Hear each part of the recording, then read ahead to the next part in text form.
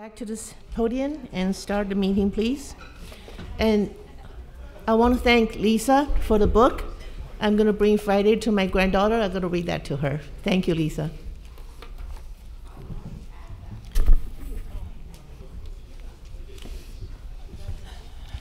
Mayor, we thank you for the 5-minute break. Yes. I will summarize some of the questions that were delivered before the break, while John is frantically trying to pull some technology stunt to help us getting through this section. So I kind of want to bring council back to the subject before you. So there are 3 signs that are being proposed by the developer. One is facing, one is not facing freeway, and there are 2 facing freeway. Per code, those 2 signs, one of them is allowed. However, it has to be allowed through an approval by the Planning Commission. The Planning Commission denied that request, and therefore you're looking at the sign tonight. I'm asking John to bring up an elevation so we could be sure to understand which of the signs that you should be considering. Aside from that, once John figured out the technical difficulty, I want to bring council's attention to a section in the code. Okay, great. We're having some luck. Oops. Yes, give me 2 seconds. Yes. Cool, and then I can We're almost there. almost there. I apologize. No worries. So while we're still trying to pull it up, I do want to remind council that all of the signs should be approved based on findings that are listed in Muni Code section 19.104.050. There are 3 findings, and we'll have it up on the screen shortly.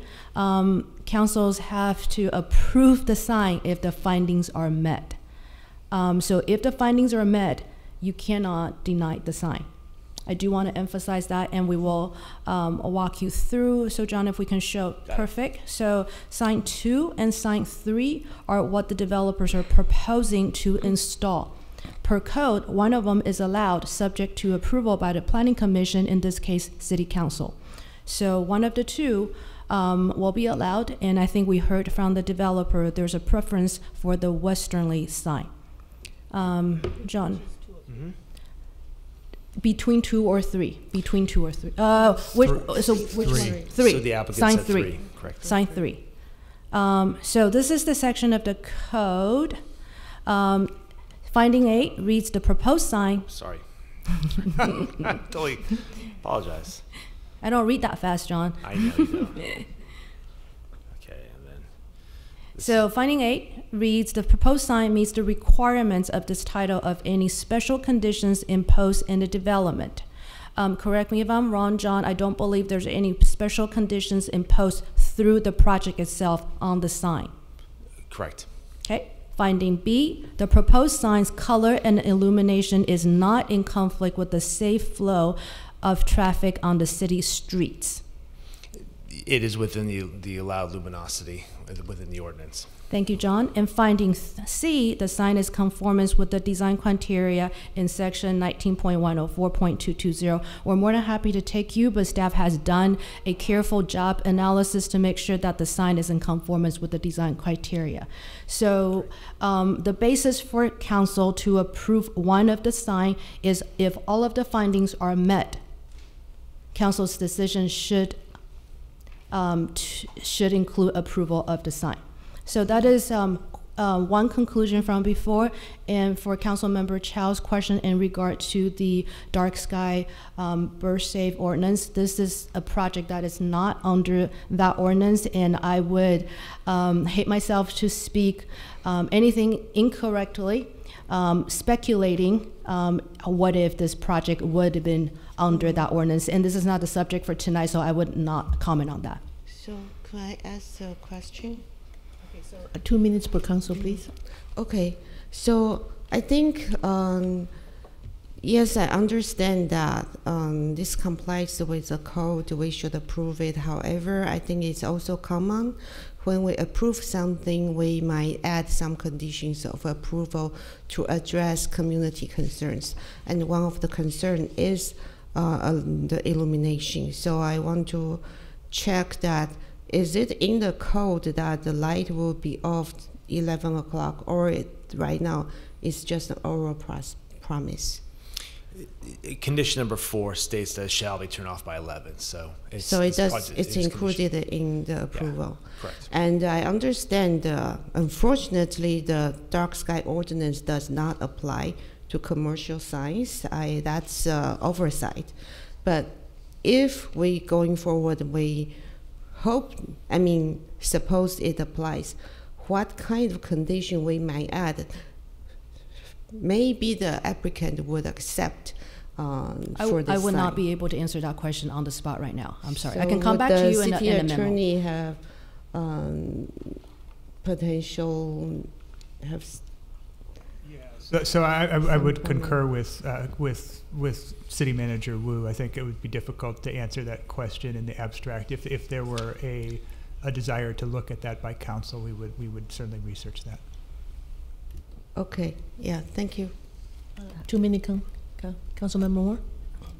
Yes. If John, if you could show me where you pulled A, B, and C up from in the municipal code. Sure. It's I'm sorry, go ahead. Is it 19104.220? No, I apologize. In the hurry to copy and paste, I copied like the subsection C. So it's 19104.050.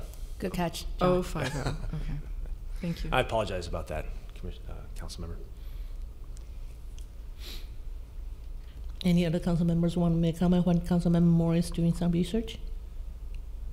So I would make a comment. I would love to, protect the birds, and this is how I see this thing. We already have a Cupertino Hotel sign there, and this is in compliance with what we're looking at our municipal codes. And I do believe that I personally have not noticed Cupertino Inn sign, or I just drive very concentrated. Okay, so I have, I'll be hesitant to deny this, even though I do understand, that we want the birds to be safe, but it is within, if this is under the bird safety and dark sky, it is in compliance with that ordinance, right, John? Correct. Okay, so I would hate to make a decision that's, we already have a precedent that Cupertino Inn has the similar signs, and we're denying this one just because we need to, according to, if I understand correctly from City Attorney Chris, that we need to have substantial reason to deny it. Do we have substantial reasons to deny it? That's my question. So that is a finding for council to make. Right. Okay. So we have to decide what is substantial. Is it going to affect the birds, or is it going? But it's in compliance with the dark sky and bird safety. Is it too big? But it is within our municipal code. So I personally can't find things that's right. So again, I think that as John and Pamela pointed out, there has to be both substantial evidence to deny it, and it has to be based on an inability to make one of the findings for approval that are listed in the municipal code. So it has to be related to those findings. So my time is out. So I just can't find a substantial reason to deny this application. Go ahead, Councilmember Moore. So I was wondering if you could pull up 19.104.220, which has the design criteria, because there are two that. Let me just pull this off right here. that I take issue with. So it does say, although the aesthetic appearance of signs is subjective, the city recognizes that certain basic design guidelines are needed in order to maintain the city's high quality appearance. The following criteria shall be incorporated into the design of signs. C. There's A, B, C through G. All signs shall be architecturally compatible and in harmony with the building in which it is principally associated by incorporating its colors, materials, shape and design. The sign shall also be compatible with the aesthetic character of the surrounding developments and neighborhood. I cannot make that finding. And G, the sign's color and illumination shall not produce distraction to motorists or nearby residents. I've already stated that I have been distracted by the sign on the east end. It's bright. So I'm also a little concerned that if you put this sign on the side facing the freeway, that it's also going to cause what the lighting caused for me, which is for me to turn my head and stare at the building when I'm driving in the dark on the 280. And I just don't think that that's a really great thing to have happen. But I think really it hinges on this. The sign shall also be compatible with the aesthetic character of the surrounding developments and neighborhood, and it is right next to a condominium complex. Thank you. So Mayor Wei, so these are findings and they are subjective, and I hear Councilmember Moore's concern in terms of compatible surrounding development. It is a subjective call.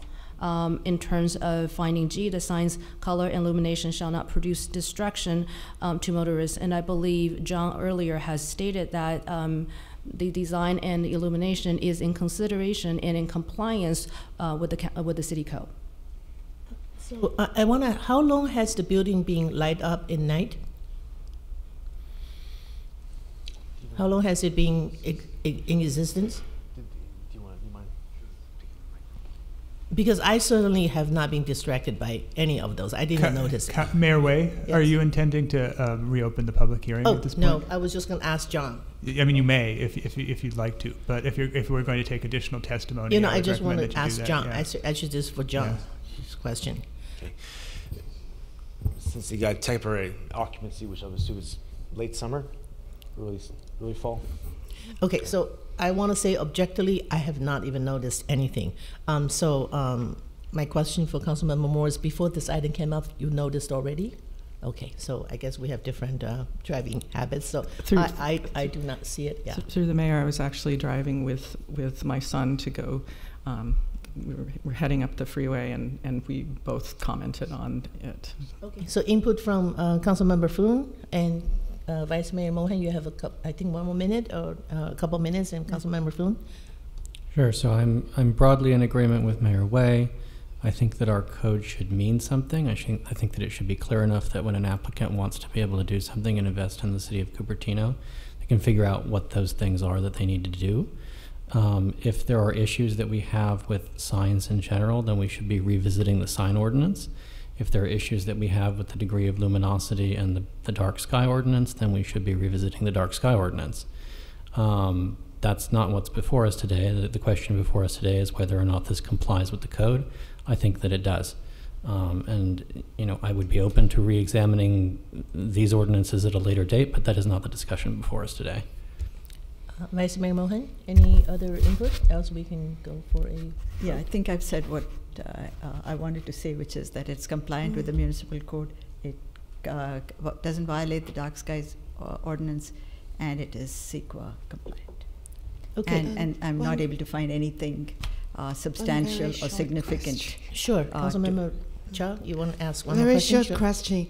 So in terms of the color of the light, well, I understand it will be just white LED. Is that already stated in the code?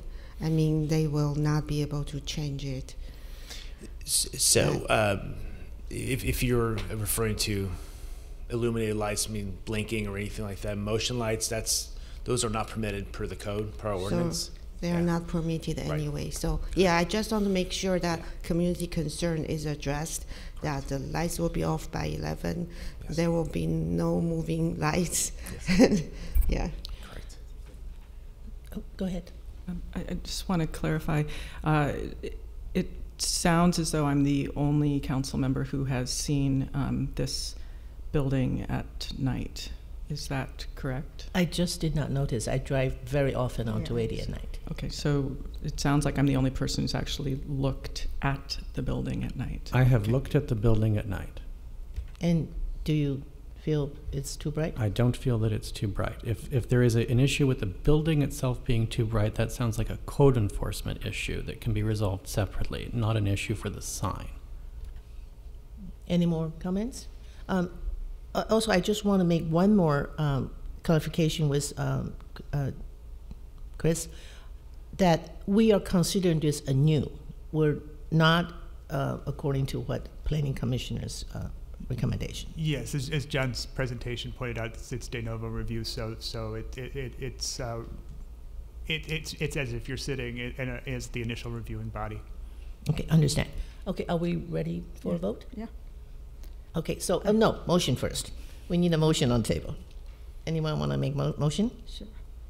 Yeah, I'd like to make a motion that we approve one of the two requested freeway signs and not give an exemption for the second sign, as requested by the applicant. Is that the staff recommendation that you're making? Yes. Yes. I don't know if it's the exact words, but it's basically. Through the mayor, Vice Mayor Mohan, would you like to clarify which of the two signs, or you have no preference? I have no preference. So are we going to let the applicant choose? I think they want sign 3, right? Staff can work it out with Okay. applicant if motion carries. All right. Do we have a second? Second. It's been moved and seconded. Any more further discussions? If not, let's vote for by light.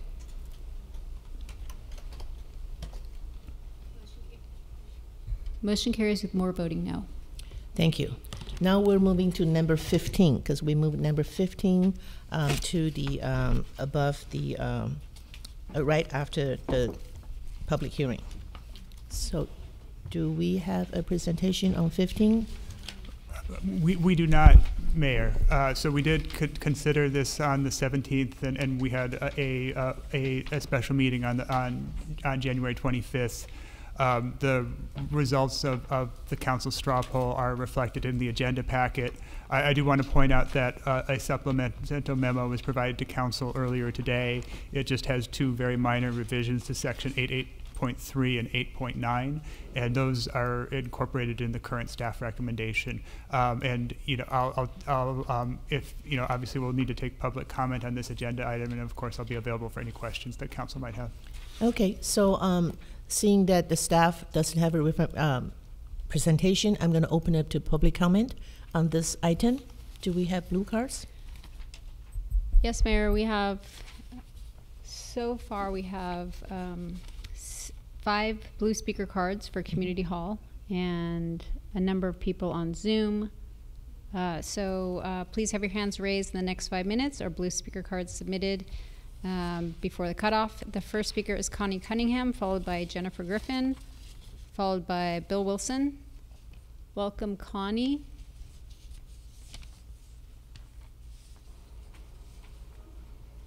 Good evening again, Mayor Way, Vice Mayor Moen, and council members, and city manager and city attorney as well on this particular one. This Cupertino City Council Procedures Manual will allow our city council meetings to be efficient, transparent, and facilitate city progress.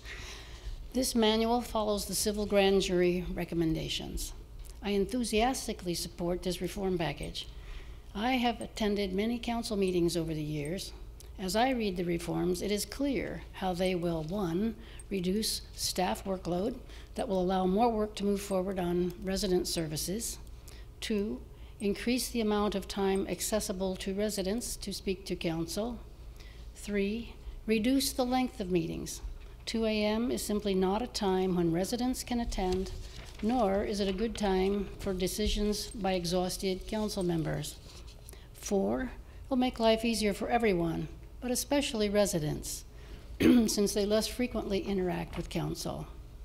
Number 5, it'll take more of the politics out of the day-to-day governance of the city. It's good for residents who would like to see council get things done.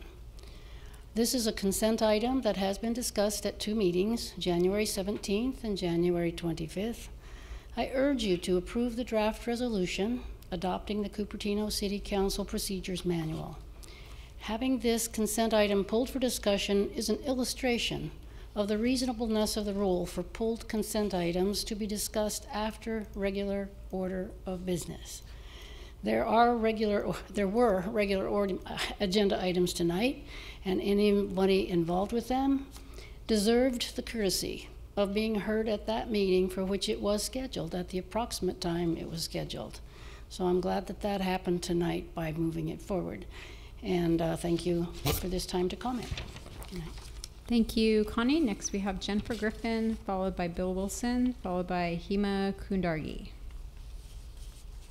Welcome, Jennifer. Hi, City Council. As usual, I'm confused about the order. I thought we were doing, then I thought we were going to do the rest of the public meetings because we did 1. Now we're back on 15, but we didn't do 14. So I'm really confused in terms of the agenda stuff. So I'm going to go prancing into 15 because this thing has consumed a great deal of my time when I would like to be spending time with my aging mother.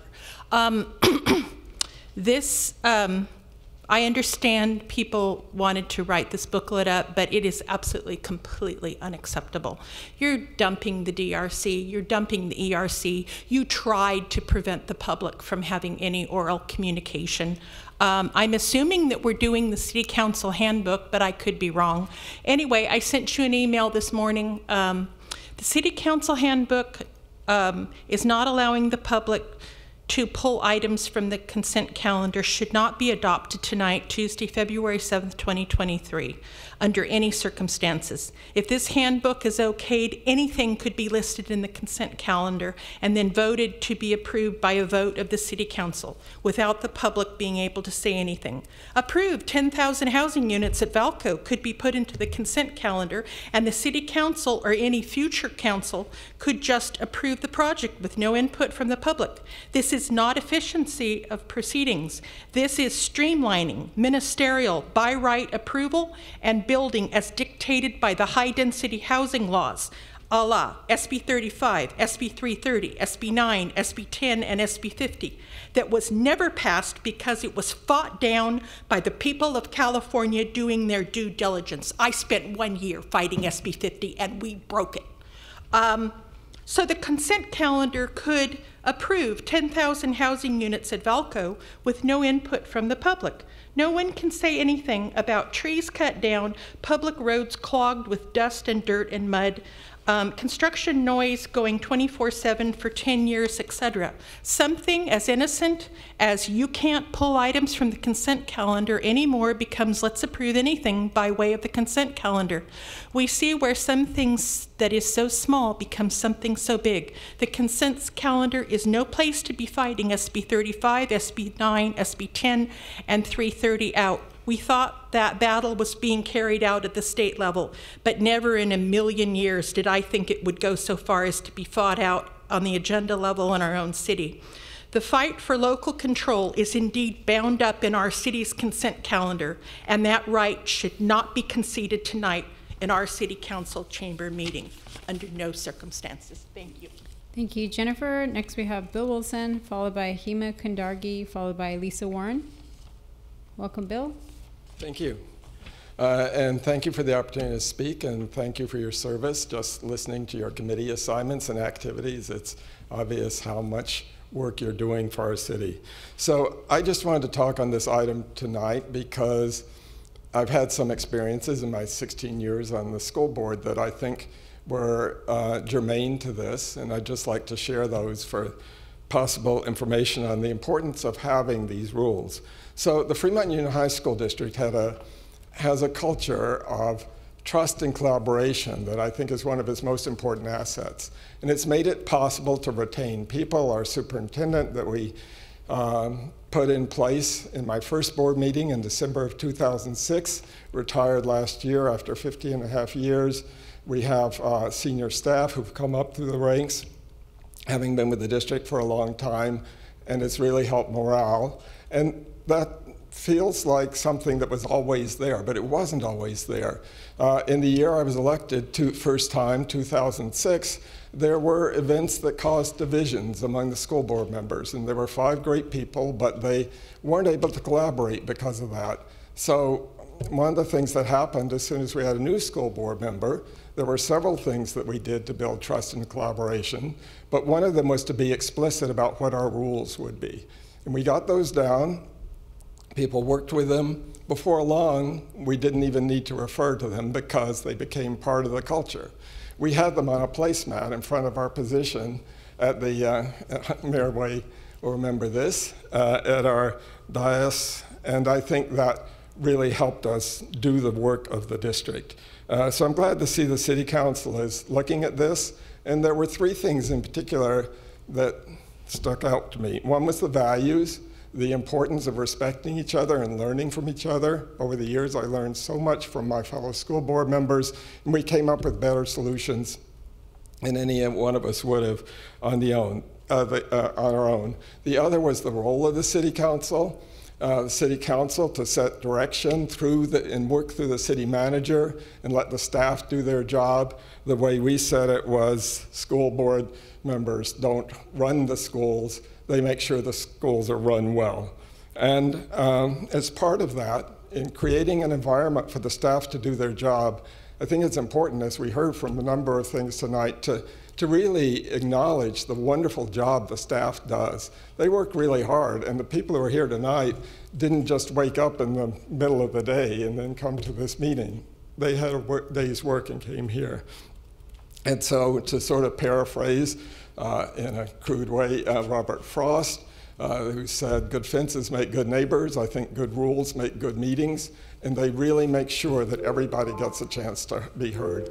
So I appreciate your taking up this. I hope you approve the rules that you've discussed and move forward with that. Thank you very much. Thank you, Bill. Next we have Hema Kundargi, followed by Lisa Warren. Welcome, Hema. Thank you so much. Good evening, members. It's an honor to be here. I've been a resident of Cupertino for about 3 decades, and I just wanted to share my comments about this jury recommendation. So the recent elections, the people have spoken people of Cupertino have spoken loud and clear. The newly elected officials are here to make a positive change. I strongly support the recent jury report to have more financial transparency, respect the Cupertino city staff members, and bring back a strong city code of ethics and conduct with accountability for every city council member. Let us all work together to make Cupertino a house united. Thank you. Thank you, Hema. And our final speaker in Community Hall is Lisa Warren. Welcome, Lisa. Thanks again. I want to thank Bill Wilson for his description of things. I think it was very well said and very well put. The problem I see is this council isn't ready to do that. This city, in fact, may not be ready to do that just yet, and certainly not in a hurried fashion where people are pushed into not having enough time to collaborate and things getting shoved down our throats. I think you heard some of that toward the end of your workshop last week, if that's what it was called. Sorry, I think it was something else. But I really believe that, you know, the mayor has emphasized the importance of cities working together.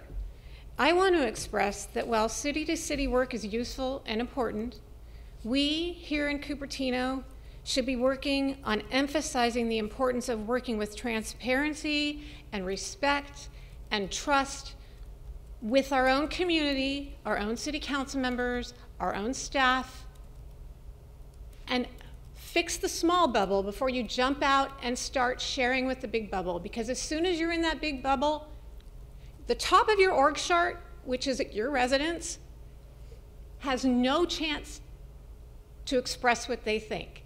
They have no chance to give public comment when you're in behind doors with other politicians deciding what's best for the entire area.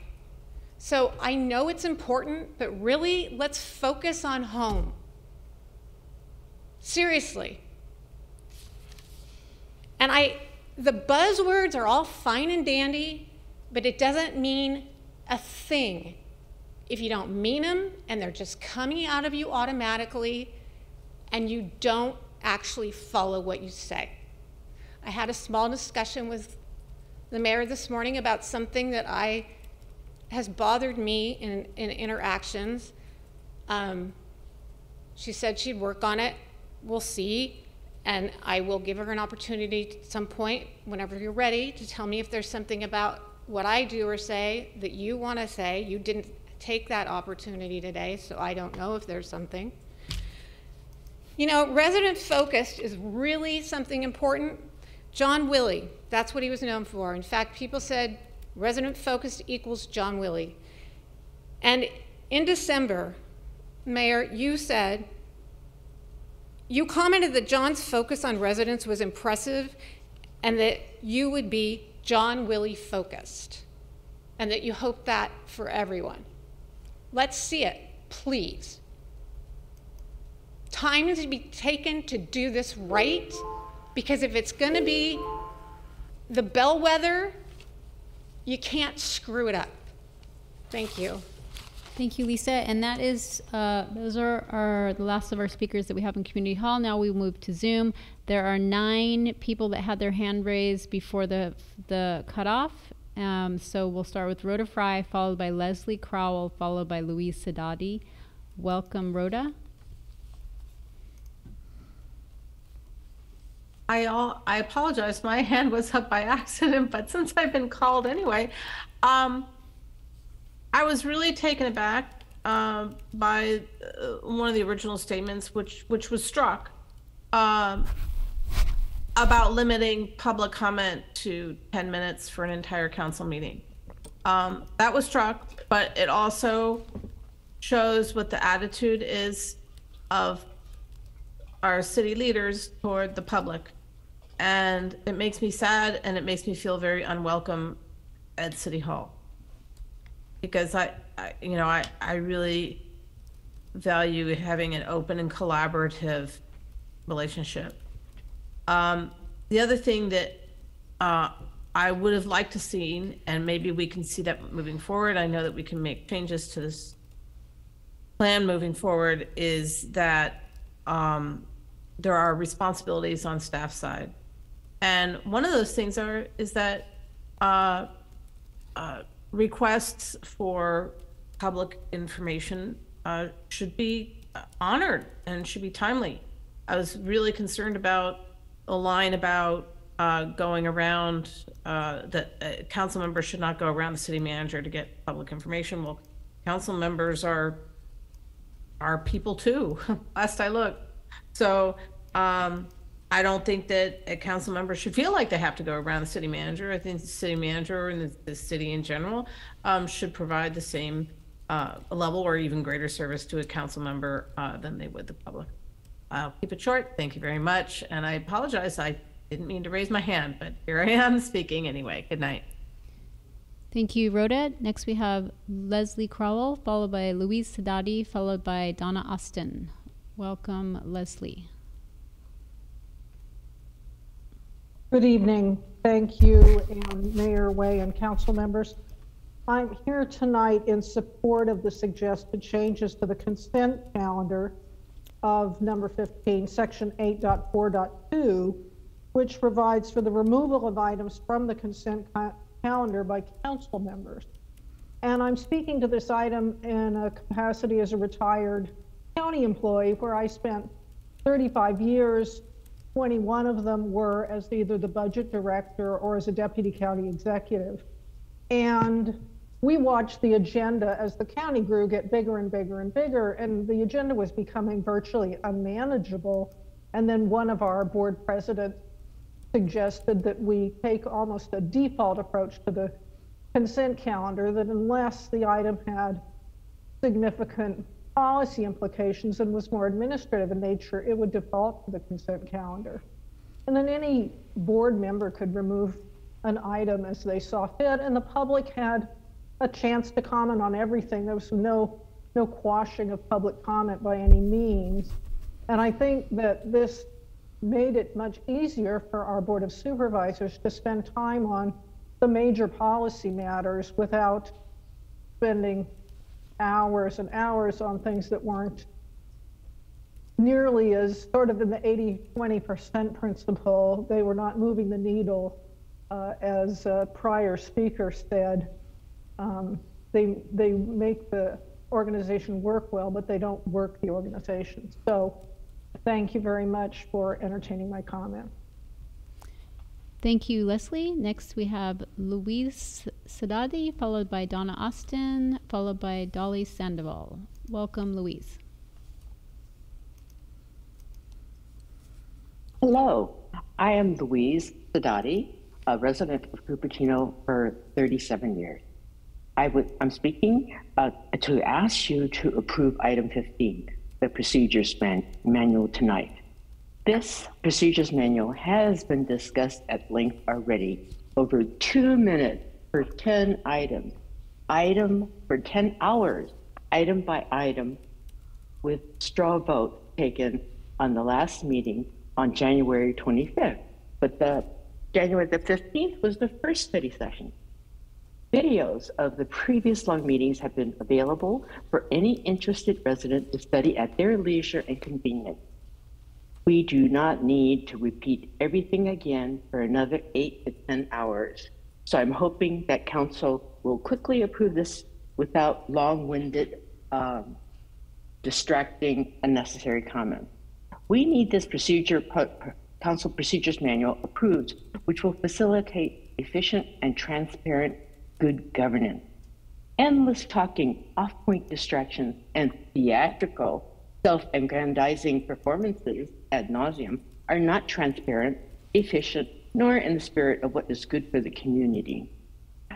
Self-aggrandizing up-hearing performances done with very repetitive, long-winded, off-topic speeches with misinformation are not impressive nor helpful to the task at hand. Council meetings should be run similar to court proceedings with rules of conduct, talking limited to the topic at hand and long-winded theatrics cut off. Short and to the point comments facilitate good governance, efficiency, and transparency. We are not an opera company where individual council members can sing arias about themselves, how they have been wronged, or some off-topic comment. So please, short and to the point. Thank you very much. Please approve the procedure manual tonight efficiently and quickly. Thank you. Thank you, Louise. Next we have Donna Austin, followed by Dolly Sandoval, followed by Rod Sinks. Welcome, Donna. Okay. My name is Donna Austin. I'm a 47 or 8 year resident. I've lived here a long time in this valley. I was so busy laughing at our last speaker. I mean, it's been an opera. It's been a sad soap opera. And it's too bad. I agree so much with Mr. Wilson when he said good fences make good neighbors, and good rules will help us be transparent, respectful. It'll give more opportunity for the public to speak and not hear these arias going on. I totally approve of the procedure manual. I believe that the consent calendar, the way it is, should be approved. Nobody's going to sneak in 10,000 houses to be approved in there. That just doesn't happen. The consent calendar should be things that have gone through or minor or things that you can look up yourself. And I just think that we're going in the right direction in a positive way by adopting this. So I totally approve of it, and thank you. Thank you, Donna. Next we have Dolly Sandoval, followed by Rod Sinks, followed by Jennifer Sheeran.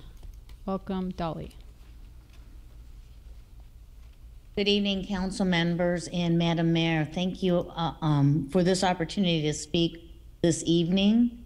I, like Bill Wilson, have spent almost 2 decades in elected and appointed service at various levels throughout our local community and state. I'd like to read from the paper, discussion paper itself. It says, the dearth of formal procedures governing the conduct of council meetings, council relations with advisory bodies in various administrative matters is uncommon in peer jurisdictions. The reason why I point that out is because I think this particular document, the procedures manual, will help align and institute best practices for the city council, the city staff, and the residents to follow. The procedure manual combines many new but not very different procedures to be put in place that other organizations already follow.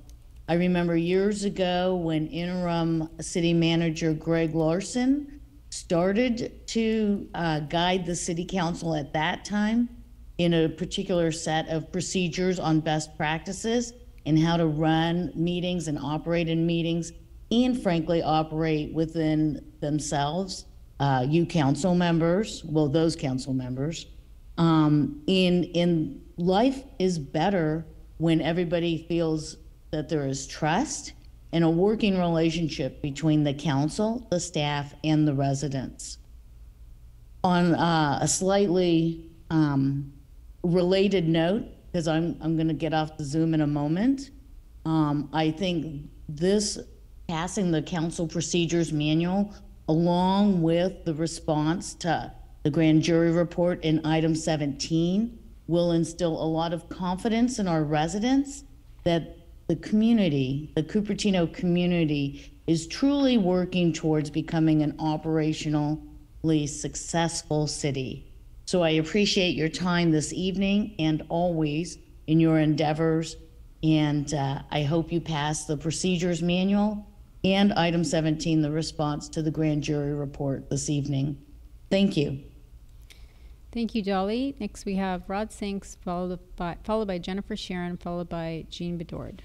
Welcome, Rod. Thank you very much. Well, I've sat where you are sitting for 9 years, and I've, I can sympathize with all of you on the dais.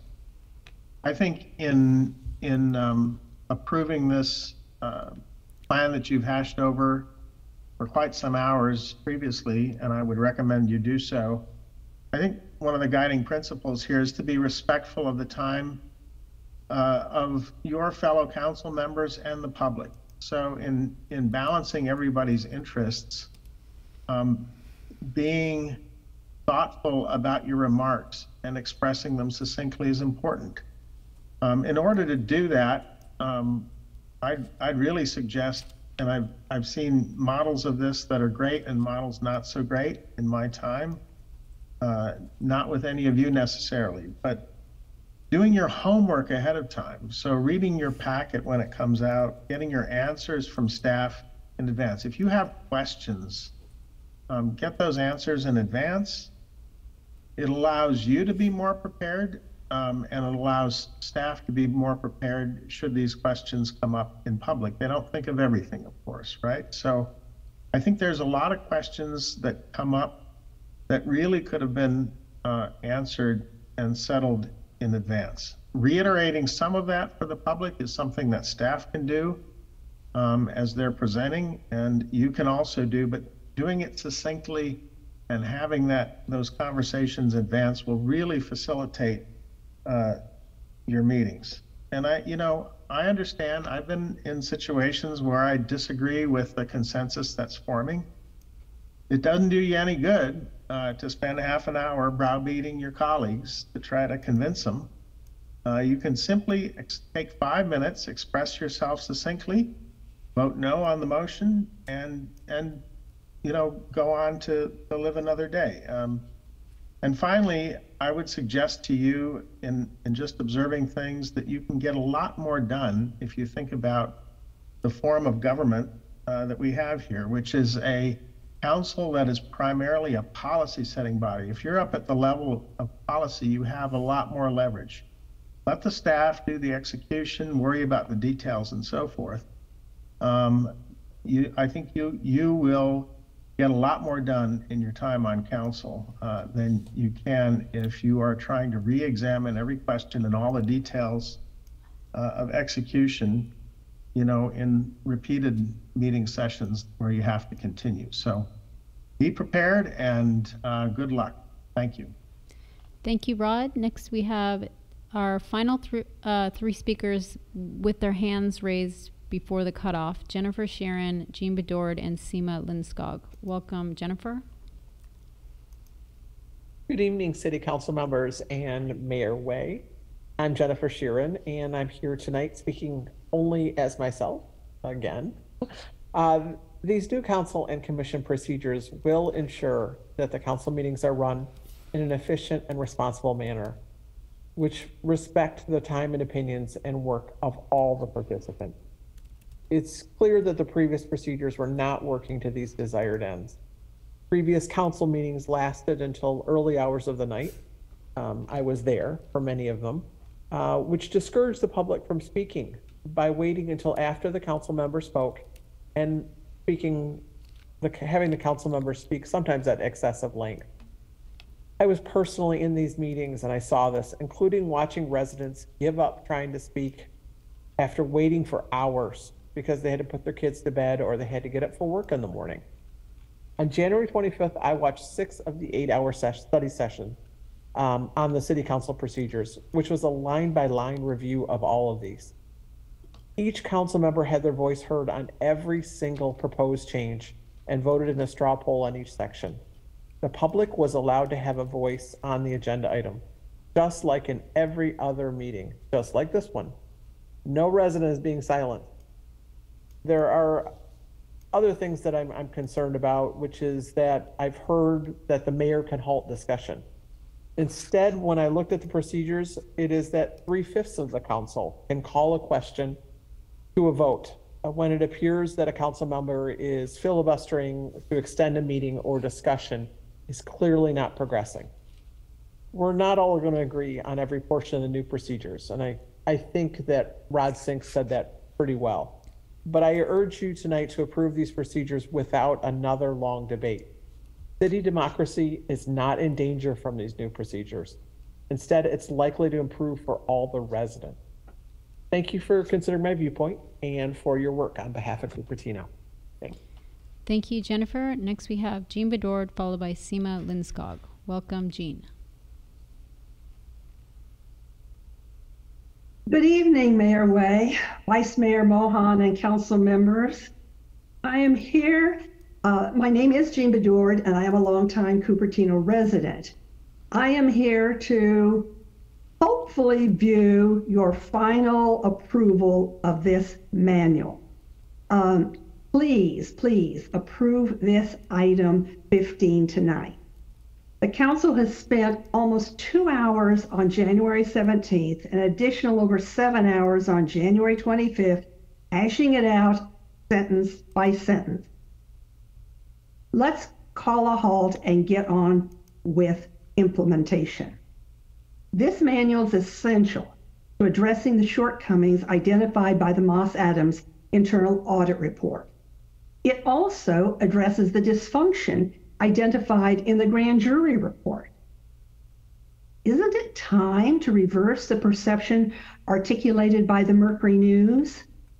Quote unquote, Cupertino still has a lot of work to do to escape its image as one of the most mismanaged cities in the South Bay. As a resident, I'm tired of meetings which go until midnight and fail to act on published agenda items because the council has spent 2 hours on this consent calendar. I'm tired of too many special meetings due to lack of time management by council members. And I'm tired of a lot of the negative press about the behavior of Cupertino City Council members who don't seem to understand city ordinance or city governance. I urge you to approve this procedures manual tonight. Yes, it may need to be tweaked in the future, but council processes need to be streamlined immediately, starting tomorrow. Thank you. Thank you, Jean. And our final speaker is Seema Lindskog. Welcome, Seema. Hi there. Dear Mayor Way, Vice Mayor Mohan, and council members, I'm speaking here only as an individual resident of the city. I support the proposed council reforms because they're just common sense for us to have an efficiently run city government. They lay out clear rules that make it easier for residents to participate in the city meetings and to voice their perspectives.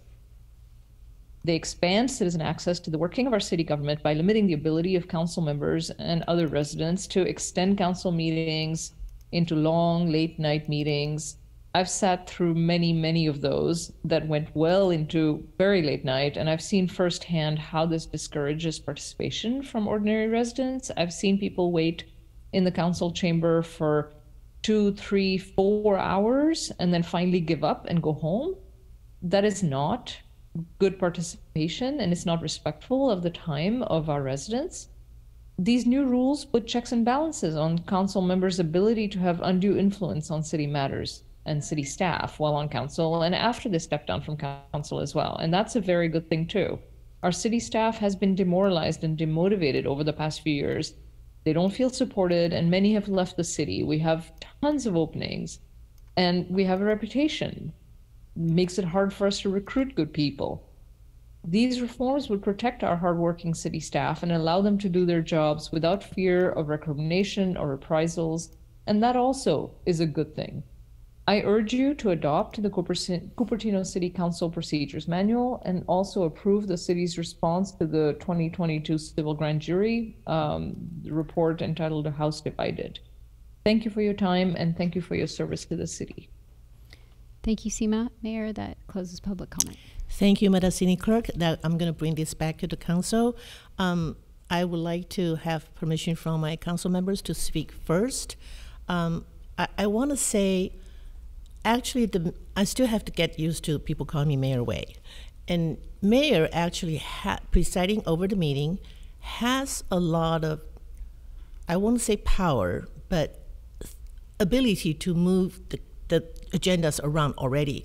For example, I just proposed that we moved consent agendas being pulled out to the end of the meeting and put number 15 right after the public comment, after the item 16. I already have the ability to do that. Why do I want to, or we want to pass this? Because we all need something to follow.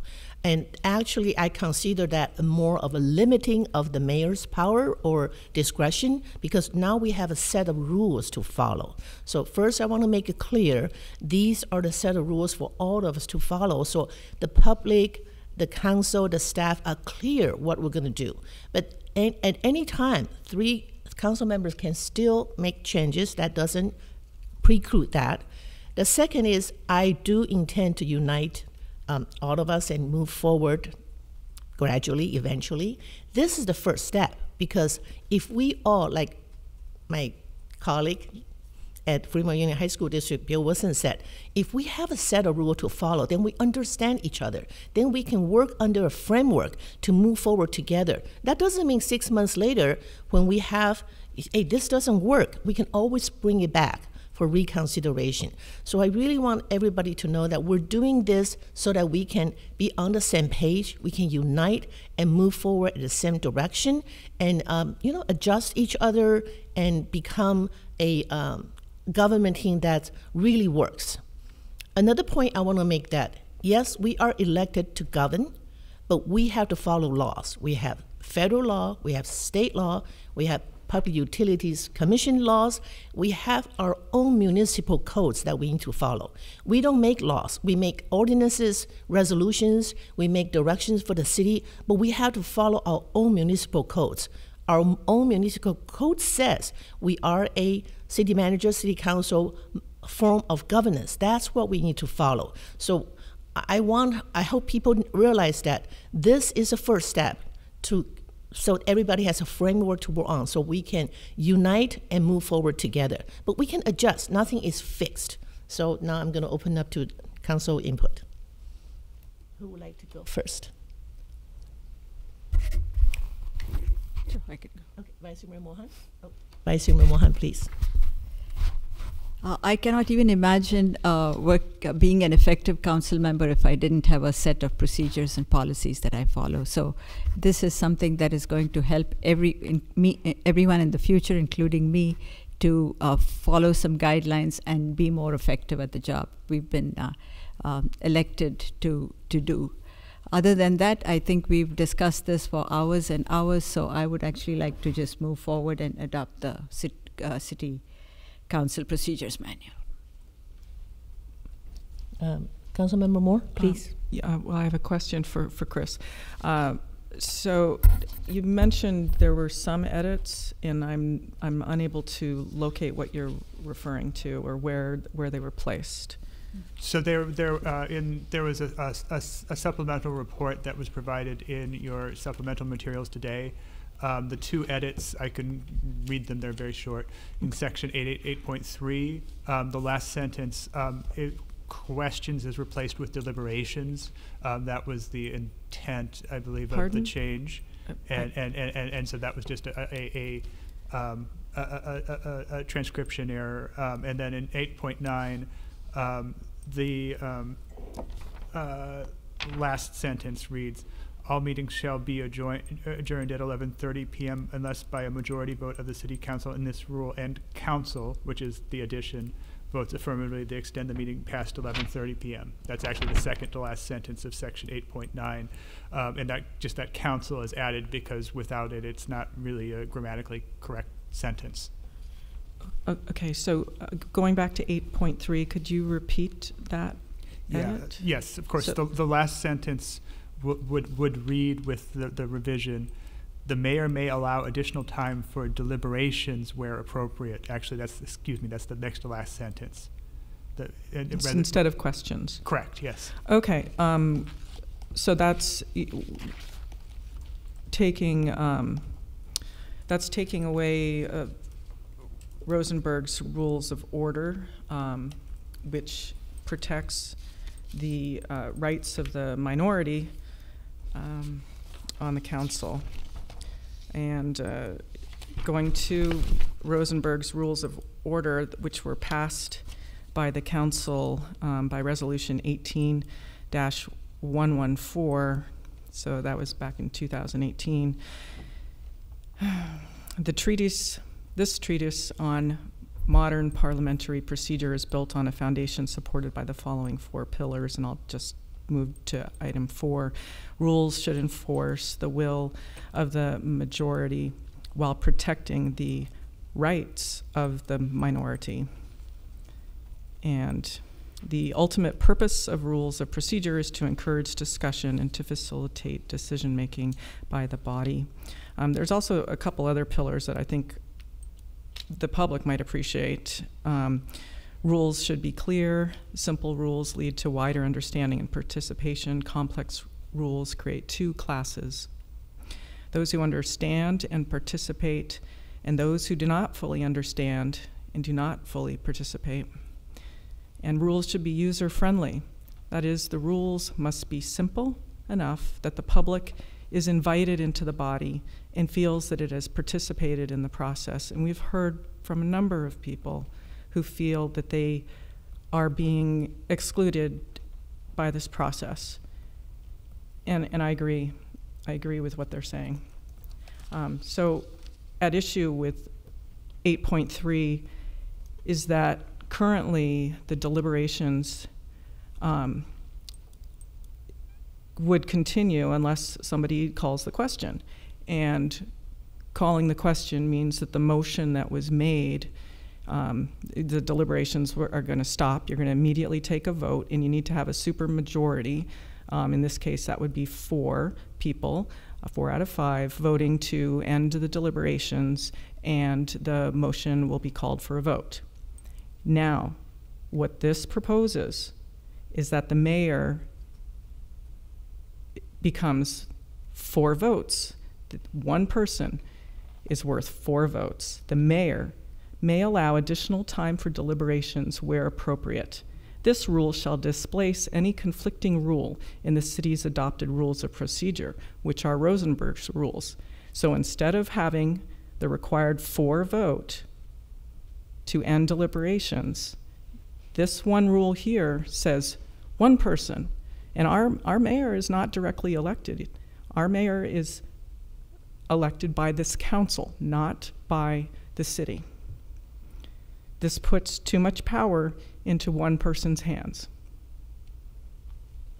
Can I have a clarification from City Attorney Chris? Is that one person can decide? I don't think so. So the rules as proposed that the mayor would have the authority to set time limits for debate. If there was an objection to those time limits, any council member could object to the time limits, and the mayor's ruling could be overruled by 3 council members. It is different, to Council Member Moore's point of the default in Rosenberg's Rules of Order, which would require 4 votes to call the question and end debate. That said, Council adopted Rosenberg's Rules of Order. It has the ability to modify them. It's not unusual for jurisdictions to adopt rules of procedure, standard rules of procedure with some minor modifications, and so it is ultimately up to Council to balance the interests at stake here. So the question is the mayor doesn't get to decide. How I would describe it is the mayor decides in the first interest, subject to objection by a majority of the council members. So the majority of the council still need to approve it. I think the way I phrased it is probably accurate, is that the mayor makes the initial decision, but any council member may object, and the mayor can be overruled by a majority. Understand. Through the mayor. Okay, yes. This is not described in this council questions and deliberations, and going back to the 4 pillars. Rules should be clear, rules should be user-friendly, rules should enforce the will of the majority while protecting the rights of the minority. And I don't think this rule protects the rights of the minority, and nor do we have a situation where we've had, as Councilmember Fruin invented, a filibuster problem. We do not have a filibuster problem. In fact, every time we've had the question called, we've been able to wrap up and move on. And the mayor, under Mayor Paul, if it seemed like there was redundancy with comments, it was brought up and the matter was resolved. Okay, thank you. Any more comments from Councilmember Fruin first and Councilmember Chow? So yeah, I emphatically disagree with Councilmember Moore's description of the situation. This set of rules guarantees the minority a certain amount of time to speak. Right now, under our rules as they exist, the mayor could decide exactly how much time we all get. That's how it is. This guarantees you actual time. 5 minutes for questions, 5 minutes for deliberations. After that, if you can't make your case in 5 minutes, you shouldn't be able to be talking unless there is a really good reason to move forward, and the mayor can allow that to happen. A majority of council could allow that to happen so that you can't have a mayor who abuses it. But I'm sorry, we have had plenty of meetings where people have talked ad nauseum that should have been wrapped up much, much earlier. This forces us to actually be concise. So yes, there is a filibuster that's occurring. It's just slow grinding. Okay, Councilmember Chow? Yeah. Yes. So I have some question for staff. One member of the public brought up that there has never been any meeting where a study session on action has taken place. But the other member referred to a comment from city manager. I think it was referring to the August 29th, 2022 housing element. I think I looked up that specific item. It was not a study session. Could we clarify? Has there ever been any study session action has been taken? So I'm not sure how this is germane to the agenda today, so I'll briefly It's germane address to the agenda because we are changing long-standing Cupertino city policy. I want the public to understand the vote today by 2 council members who have barely sit here for more than 1.5 months are changing 20, 30 years of long-standing city policy. I want to establish that background. Yeah, so I guess, so I'll just clarify that there is no current city policy. But there has never been action taken at a study session, right? There certainly have been action taken at study sessions. How you characterize that action is very subjective, but there's been many instances, even since I've been here, that council has acted at a study session. Anytime council provides direction to staff, that's an action.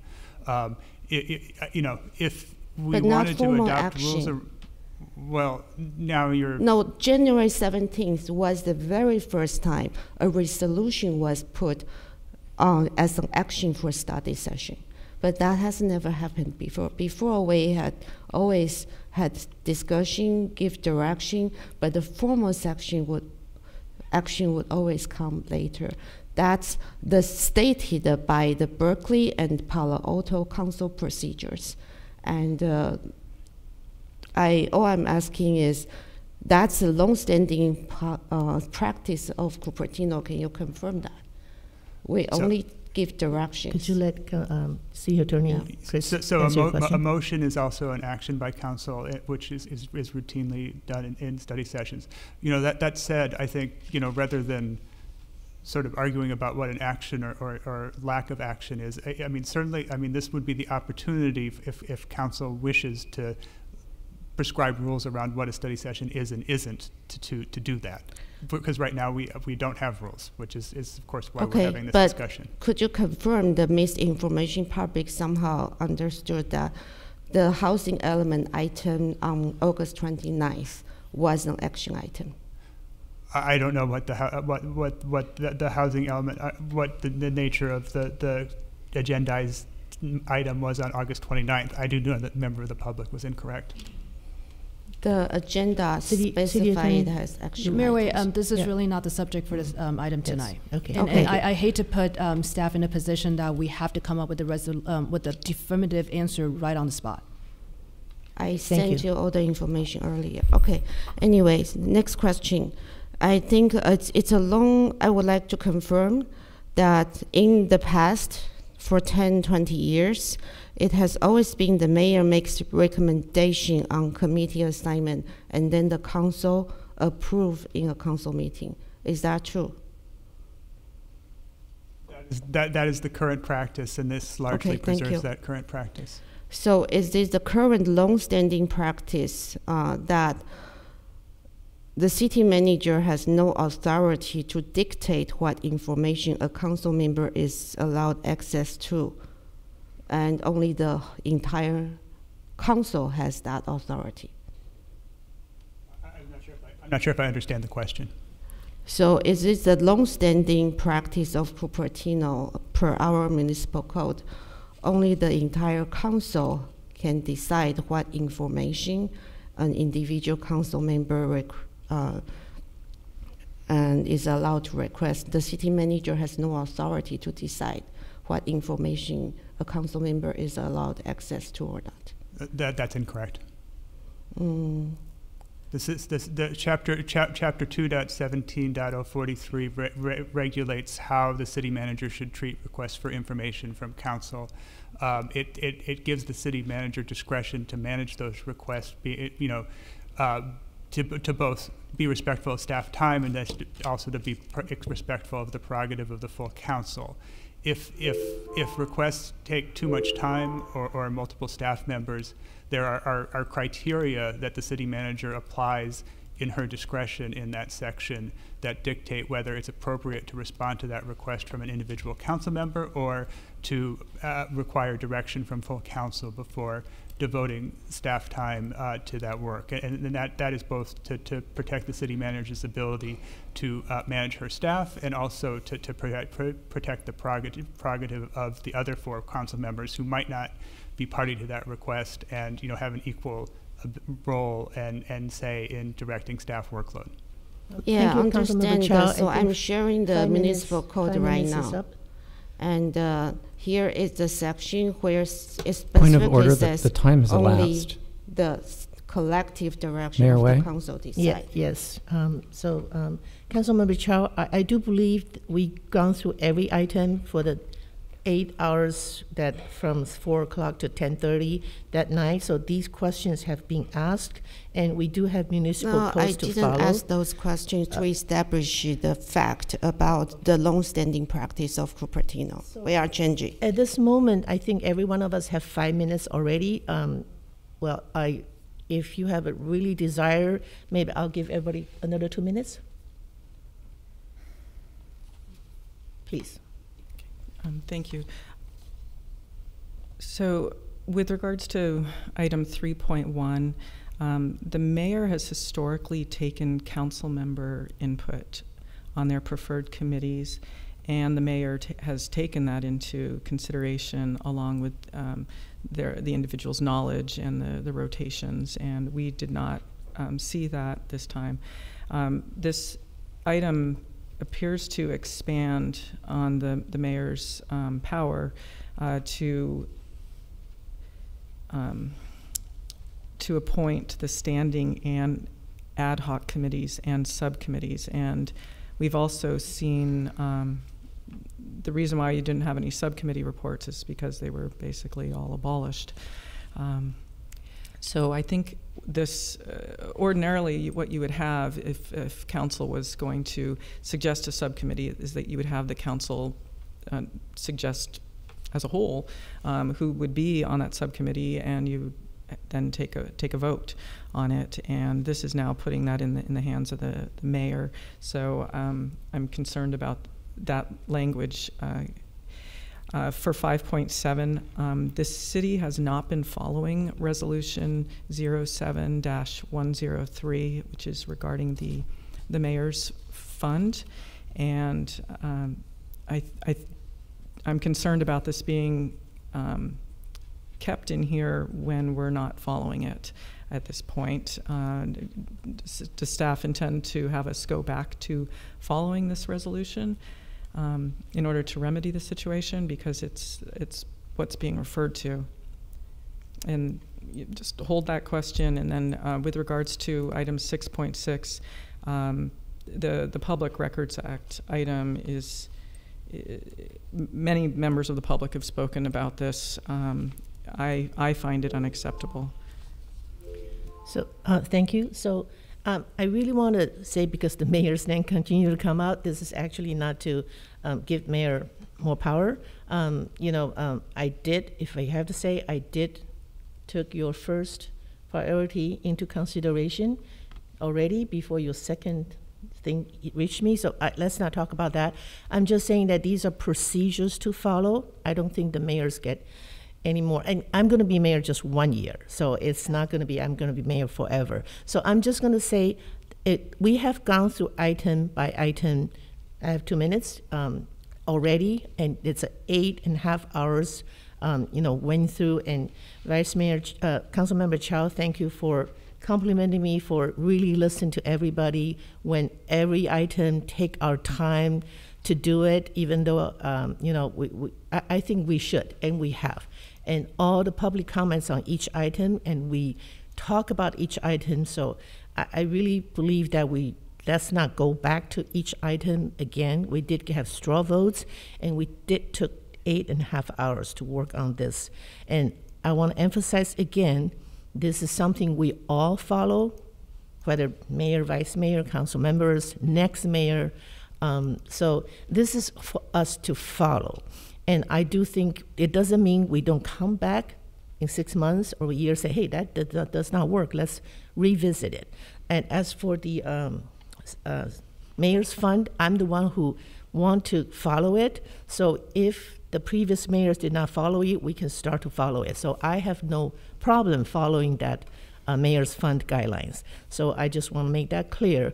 This really is something that I think if we all could do it for a while, make sure, do we have better governance after we follow this? This is something that we all can, abide to.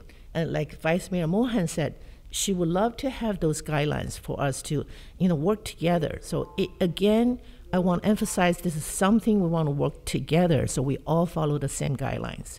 Thank you. Go ahead, yes, please. Thank you. Definitely, I think we should have guidelines to follow. No problem, no question about that.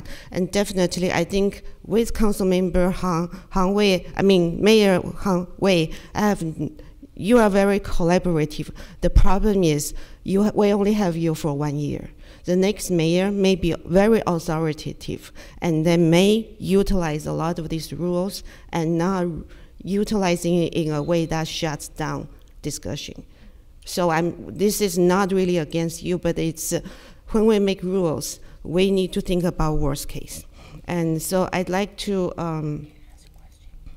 so my question, I'd like to continue to establish background that it's long-standing practice for Cupertino that 2 council members put on an agenda, but then only 3 council members has no right to remove that agenda, so that we allow the minority to at least discuss the item. And that is going to be removed by this procedure if adopted. And then it's a long-standing practice that any member of the public can pull a consent agenda item. That's way before I even attended my first meeting. It's been 10, 20 years. And it's long-standing practice that we follow common parliamentary procedure and we do not shut down a discussion by a majority vote. And this is followed by most cities, almost every city, and we do not take action on study sessions. So all I'm asking is that's not change the long-standing practice. That's write them down, see how they work in 1 year. If it doesn't work, then we modify them. That's not change it within the 3rd meeting you are attending. Thank you. Do you have, as Councilmember Foon and Vice Mayor Mohan have 2 minutes? So I think one of the issues here is that we have a lot of long-standing practices that don't actually work. It doesn't work that we have 2 people who can set everything on the agenda and we wind up with 6 pages worth of items that are to be addressed at some future date and time. That actually imbues a huge amount of power in the city manager, because at some point the city manager is going to have to make a decision, what do I put on this agenda? And the mayor is going to have to concur with it in order to make it happen. That's not a good way of governing a city. It's much better to have something actually written down. I think it's also clear that under our current practice, since we don't have any actual rules, that a majority could right now remove everything on the to-be-decided calendar. It has simply just not been our practice. We've accumulated a huge number of things that are there all the way back to 2019. I don't think that's a good way of running a city. Like I said, there are some things that are not working right now. Having too much discussion that is unfocused is something that is not working right now. This set of rules will help reduce that problem so that we are all forced to ask our questions in advance, be concise, because we have to be economical with our time. 5 minutes for questions, 5 minutes for discussion individually is gobs of time, and you're guaranteed it. At some point, we have to find a balance between the right of the majority to move its will and the right of the minority to be able to express itself. I think that this finds that balance. And it has to function in a situation where people sometimes fundamentally don't trust each other. I think we can acknowledge that that is a problem for some of us up here. This guarantees certain rights to everyone on this dais, because there are going to be times where those of us who right now think that we can't agree with each other will, and we will find ourselves in a minority, and you'll want to be guaranteed time. Thank you. So, as I said, I just gave everybody 2 minutes at my discretion. It is not my power. I believe we all need to express our opinions. Okay, but right now, I would like to entertain a motion and a second and follow with a little bit more discussions maybe. Okay, do we have a motion? I move to adopt the procedures manual. Do we have a second? Second. So, okay. 1 more minute for each one, okay? With regards to having a single council member be able to continue discussion, I'd like to bring up the SB 9 changes that we made for the final ordinance. And the reason I bring that up is because I was a lone council member looking at the cubic yardage that could be moved on a hillside. And I sat here, I looked at something which hadn't occurred to me. It was about 2,500 cubic yards could be moved of soil. And as you know, my background, civil engineering, I'd done grading plans, this was my work. And I did my calculations and found 17 feet of retaining wall could be arrived at in the hillsides. And I convinced the council to not approve that. All right.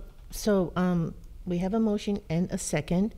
I think everybody has 1 minute. What I would like to say is I want to echo Councilmember Chow. You said a couple times, we actually don't do it. We actually don't hold up, forever. And so I want to see both sides, right? We have a sort of guidelines to follow, but we actually maybe don't need it. So my inclination is we have a lot of discussion on this. Let's move on because it's 10:30. We are 1.5 hours delay.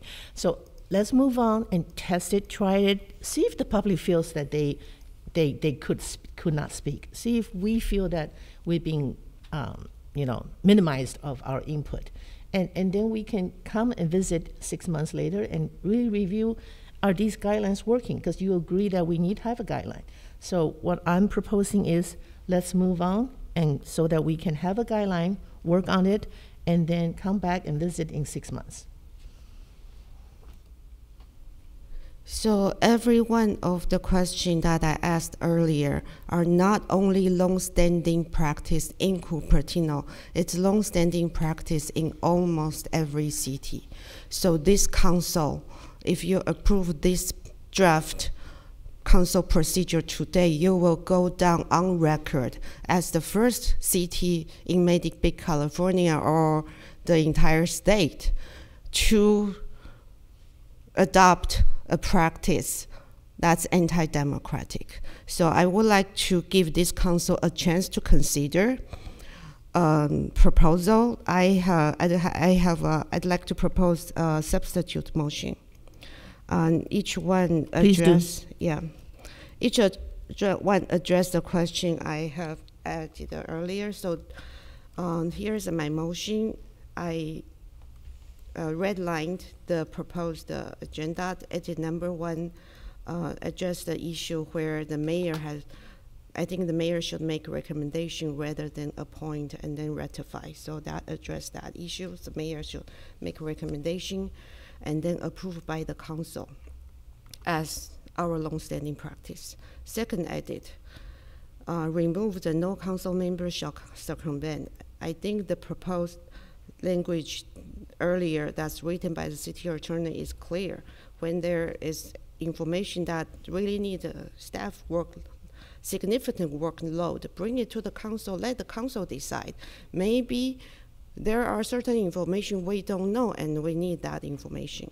So that's not go on the record to allow adopt this practice no other city has adopted, as city attorney mentioned.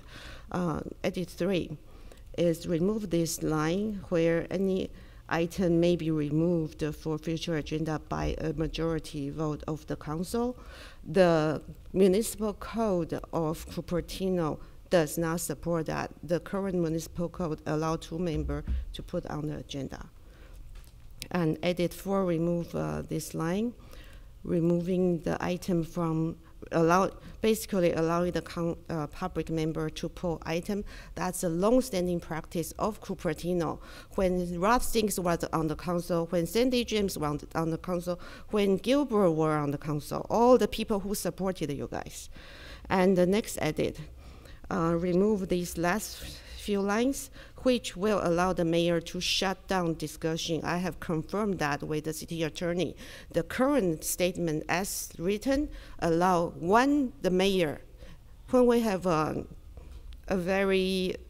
mayor not as collaborative as council member, as Mayor Wei, that's when I'm concerned. So I'd like to remove that and add Rosenberg's rules as adopted in resolution number 2018-114 shall be followed, where only a supermajority vote would approve call for the question to shut down deliberation. 86. I'd like to clarify our long-standing practice and also practice by other cities that study sessions are used to conduct discussions, and there might be straw vote directions, but then there is no formal procedure. This is copied from Palo Alto City Council procedure. So this is my motion with the 6 edits. We have a substitute motion. Do we have a second? Second. It's being moved and seconded. Shall we take a vote by light?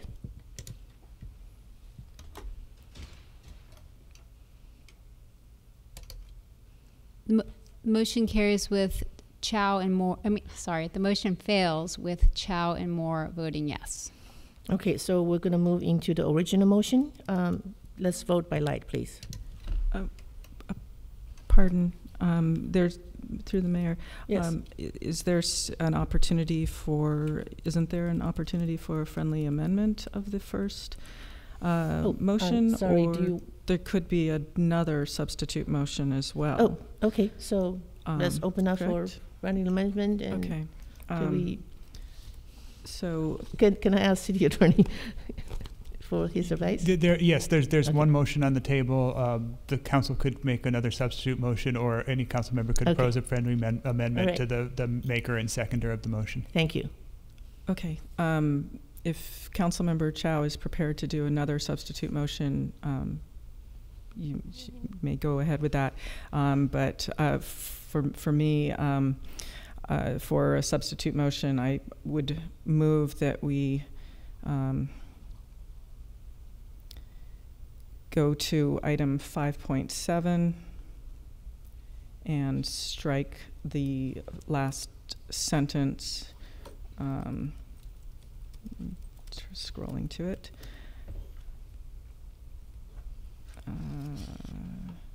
Okay, no, I'm sorry, not the budget initiative. It's 6.6.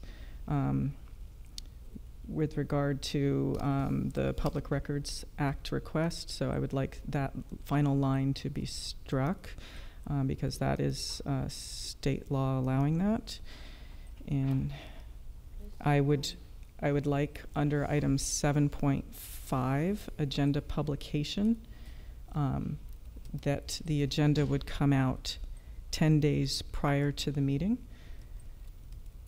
So that would change the Wednesday prior to a Tuesday council meeting to follow what Palo Alto is doing and have the agenda come out 10 days prior, which will give us ample time to ask our questions and hold our meetings with staff. And I do agree with the change suggested by Councilmember Chow for 8.4.2 regarding the consent items. I would remove the line that says items may be removed from the consent calendar only by a member of the City Council. We want to be welcoming and friendly to the public. As we see here, we don't have a large amount of participation, and we are really honoring their hard work that they've done over the years. We've had items pulled from consent and had presentations presented to us and shown information that we were unaware of, and we're really honoring their work and dedication and care about the city, allowing them to do that. The example given for the county is they've got a different agenda. It's much longer. I had a new supervisor and said they would have like 70 or 80 items on consent. So I can totally understand why they would not allow the public to pull them. I would also remove the line that each council member may remove one item from the consent calendar without providing notice before the council meeting begins.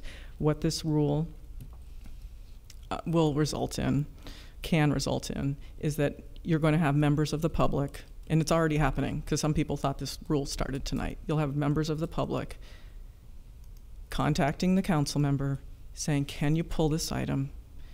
And then we've got to get these items pulled, you know, on their behalf. Or we'll simply say, you know, I'm going to pull all the consent items for the next meeting. I'm just going to pull them all, and then when we get to the meeting, we'll put them back, and that way I've got a fail-safe. So I think when you have rules that are too restrictive, people go around them. It's human nature. Okay. So I hope that substitute motion has been captured. And okay. I hope I have a second. We have a substitute motion. May I have a second, please? Do we have a second? I'll second. Okay, so let's vote on the substitute motion, please.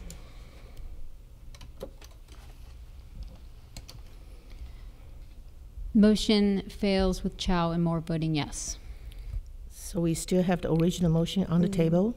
So can I, City Attorney, can I try another substitute motion with a subset of what I suggested earlier? Is that allowed? There remains one motion on the table, so yes, you may make another substitute motion. So I think the way we have worked in the past 2 to 4 years has been we make compromises so that we can get more support for the item on the agenda rather than standing our ground and say no, no, no, no, no.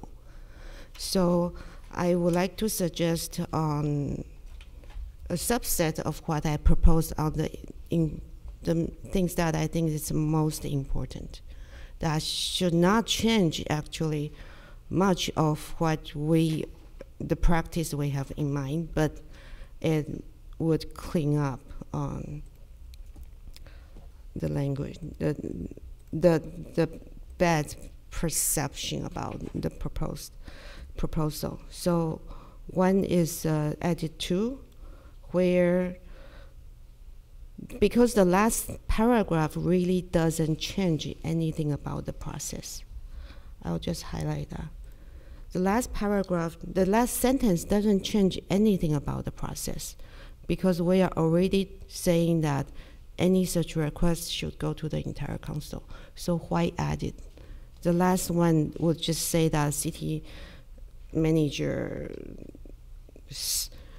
direction regarding request, this council member should not circumvent city manager's direction regarding public records request through filing a public records request. I think if there is a need, let the city manager bring it to the council, and then the council can decide if that public records request will be necessary or more information is needed. So this last sentence really creates this negative relationship between council and the staff. Someone is circumventing another. So I hope that I get support for that. And the next one is, I think the mayor agree that a mayor shouldn't have this full authority to stop a deliberation. And then every city, either Rosenberg's rule or Robert's rule that most cities use, allows only supermajority to stop a deliberation. So I think there's rarely a need where we would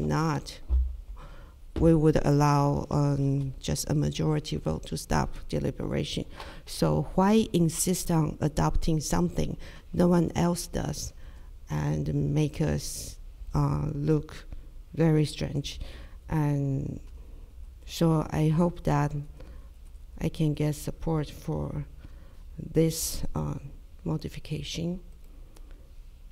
And I think the others, I will let them go.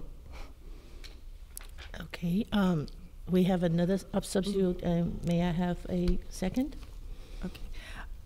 Yes, I will second that, and I appreciate that you, with regards to 6.6, you're working to ensure the rights of the council members as citizens to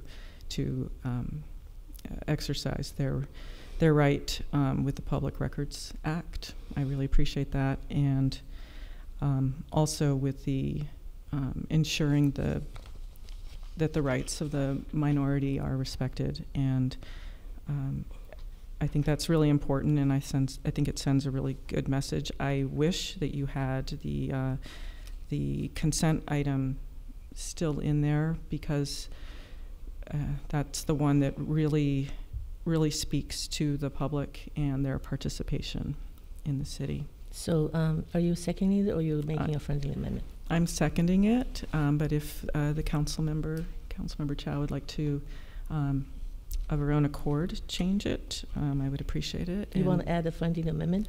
I would like to hear from the other council member first, and so first, I hope that my colleague can give us the courtesy of consideration, and that realize this change really make this procedure manual a more collaborative and friendly procedure manual, which is what it should Mayor be. Wei, if I may, I know this is a very important decision for council.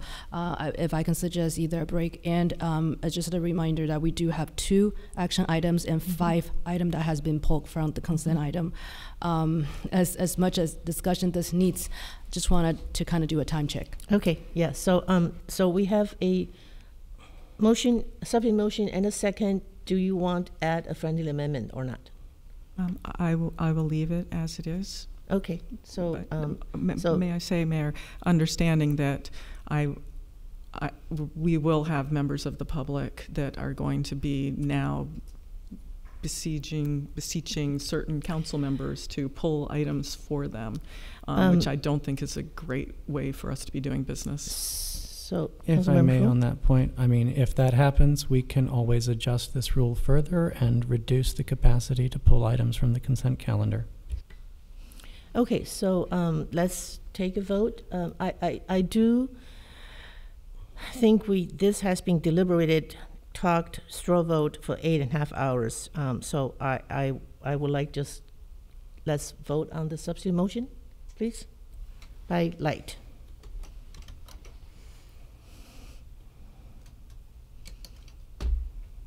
The third substitute motion fails with Chow and Moore voting yes. So we still have the original motion on the table. I'm asking, can we vote on it, or we have more friendly amendment, substitute motion? So I would like to say words are words. Unfortunately, I'm very disappointed. My fellow council members would not even compromise on something that really is just making this procedure manual more friendly, rather than making that. Yeah, I'm very disappointed that you are willing to go down on record approve without any compromise, and saying that you are collaborative, saying that you compromise, but then the action doesn't support the words. I'm very disappointed.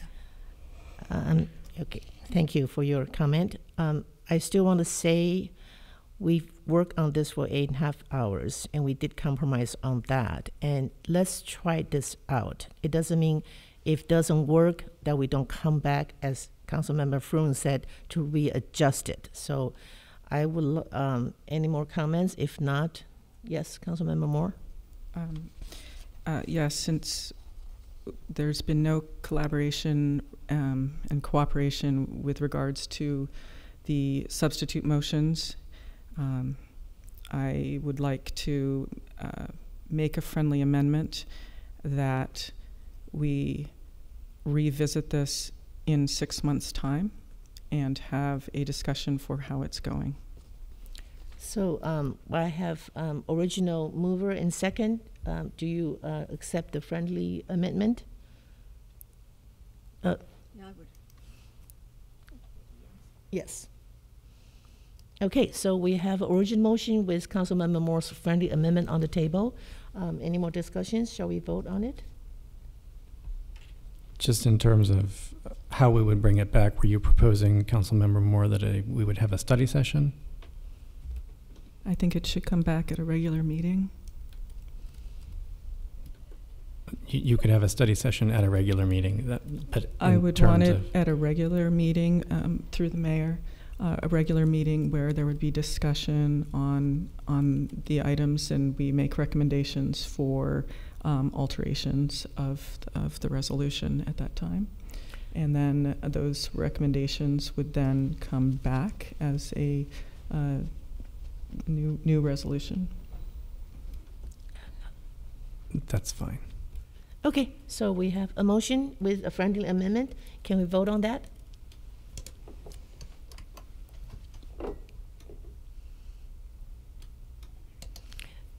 The main motion carries with Chow and Moore voting no.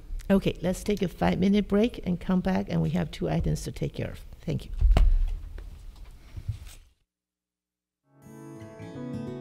We have about an hour to go through 2 items. So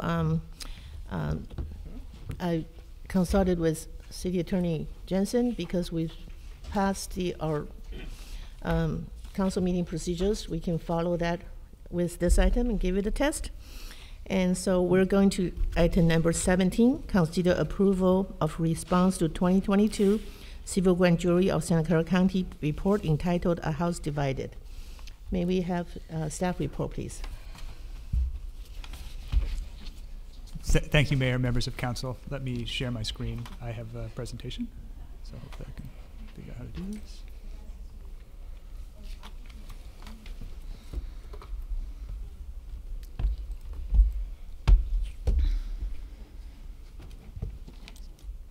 So we're here today to discuss the grand jury report that we received in December that's entitled A House Divided, the Cupertino City Council and City Staff. It was released by the Santa Clara County Civil Grand Jury on December 17th. Pursuant to the California state law, the city must respond to the findings and recommendations in the report within 90 days. And we're here to seek council's guidance on a draft response that's provided in your agenda packet. The proposed response focuses on the grand jury's findings and recommendations. That is what we are legally required to respond to. I think I want to just briefly pause here to note that the fact that we are not responding to every factual conclusion in the report means that necessarily all those conclusions are accurate or we agree to them. And in particular, you know, there was a description of a council member inquiry into staff credit card usage, which is inaccurate in material respects, and I think it's important to acknowledge that.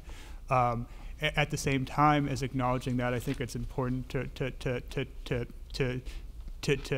take some of the things in this report that I think resonate with me at least, and to use it as an opportunity to discuss those, you know, here amongst ourselves and with the members of the public that are present. So I'm just going to briefly go over the grand jury's findings and recommendations, and basically those focused on councilmanic interference and mutual distrust between council and staff. The failure to provide the monthly treasury reports to council, which is also addressed in a separate report that addressed cities throughout the county and the city has already responded to.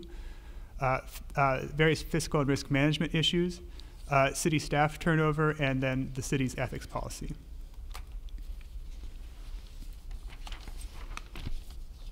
So the remainder of this presentation is really going to focus not so much on what the grand jury found, but on what the city's response has been to date, and then what potential and planned future responses are to the grand jury's findings. So, and I'm going to start with some of the responses in the areas of governance. So we attended the City Council retreat focusing on government issues on February 3rd. So all of you have that experience fresh in your mind. We've also undertaken an enterprise leadership study, part of our internal audit plan. And that study will assess the effectiveness of the city's management and governance framework and provide recommendation to improve those procedures. And it's began this January and is expected to be completed in June of this year. And then also, we also obviously just finished consideration of the council procedures manual, which is a need separate and apart, I think, from anything in the grand jury recommendations, but it touches on several of the things that are apparent in the grand jury's findings. City responses has also had responses to address some of the fiscal and risk management issues that were identified in the grand jury's report. So there's been a new ERP software purchased by the city since some of those findings were some of those concerns were raised, and increased segregation of financial duties. There's been increased staffing to improve financial controls. Based on the work of the audit committee, the city did begin submission of monthly treasury reports to council in 2021. The city has implemented a fraud, waste, and review program that was approved by council in September 2022 and implemented late last year. And we are in the process of developing, or actually do have draft policies for high-risk areas identified by the internal audit, some of which are in draft form, but which have been developed. So there are some other planned actions that are being carried out by the city manager, and potential future actions that we seek council guidance on. The draft response does reflect a plan to retain a consultant to study staff morale and make recommendations to improve staff work environment. It also, council has approved an audit work plan, and we'll continue to implement that plan. The grand jury recommends, and council may consider, revisions to the ethics policy. I think that's an area where it would be helpful to get direction from council, because that is not ongoing work at this time. And then there's an ongoing focus among the city management team on government and developing clear policies. Again, we just finished discussing one of those policies that I think is important to have. And based on your vote, we'll be revisiting that again in 6 months to try to make it work better. So just to kind of summarize that a lot of the policy and process responses that are consistent with the grand jury's recommendations are really, either in the process of being implemented by the city manager or implemented in response to policy direction that council has provided at various times. So we are headed in the right direction. That said, I think I would need to point out that there are issues of culture that are evident in some of the grand jury's findings that we'll need to address, and it's very difficult to address those just through policy changes alone. Although we can all do good policy work on this dais. With that, I'll leave you to for your questions and deliberations, because obviously this is an opportunity for council to provide input, and I've probably spoken long enough. So thank you. So I'd like to give the council time to ask questions of our city attorney Jensen, maybe 1 minute each. If you need more, let me know. Anybody has questions? Else we can open it up to public comments. Councilmember Foon? Yeah, so if you can throw the last slide back up.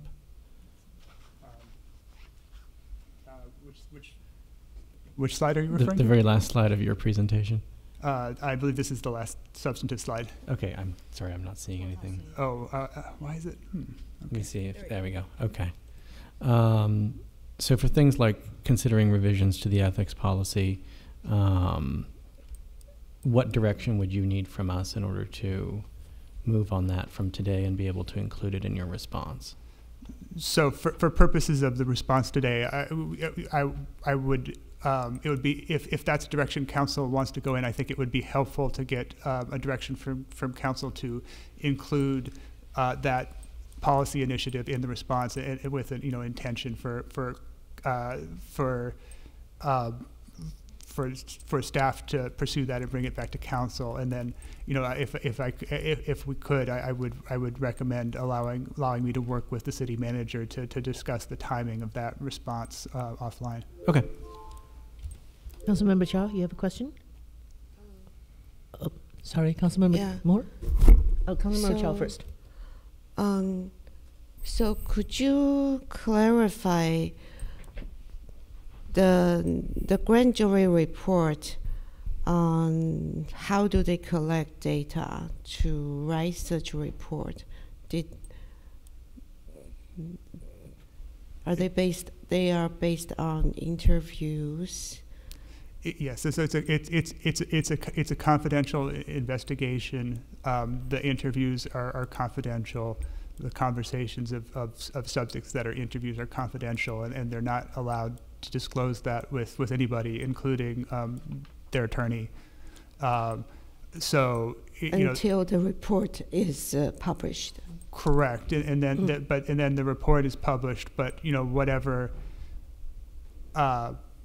process that the grand jury used is not necessarily disclosed. Mm-hmm. But whoever made the complaint knows what the matter is about. Presumably, yes. I mean, but the accused have no idea what they are accused of. The grand jury is not an adversarial process. That's correct. And then also the interviewees are not required to sworn to tell the truth, the whole truth, like in a jury process in a court. I believe that there are penalties for making false statements to a grand jury. There are, because I was not made aware of that when they interviewed me. Yeah. So again, I wasn't involved in that. So did the grand jury request any documents from the city that the city is at the liberty to disclose right now, right? Not to my knowledge. Okay. And since I was interviewed, they did not even ask me for any evidence to support any of my statement. I assume they did not ask any other people to support their statement either. Yeah. Again, I had. It's a confidential process, and that includes includes remaining confidential with respect to your attorney. So I don't know what the contents of anybody's testimony was to the grand jury. So since it's all confidential and it's not disclosed before the report is out, so there is no way for anyone to provide evidence to maybe can counter a claim. That's correct. Thank you. Councilmember Moore? Thank you. So I appreciate the city attorney's statement of clarification regarding the incorrect paragraph they had in the report. I just want to clarify that I believe was about me, and I did provide a statement in the written communications. I don't know if you've seen it, but I'm curious about the penalties for making false statements item. I would have to look at that to confirm that. That's not something I was really prepared to discuss, but I could certainly follow up if it's of interest. Okay, yeah, I'm concerned about that one. A couple of things that I thought were somewhat confusing, perhaps to the public. In finding 3, the report makes it sound like the embezzlement, which ended around September of 2014, was found in 2014. I don't know if you caught that was misleading. The city doesn't correct it. I don't know that they should, so that the public will understand that the embezzlement was found in 2018.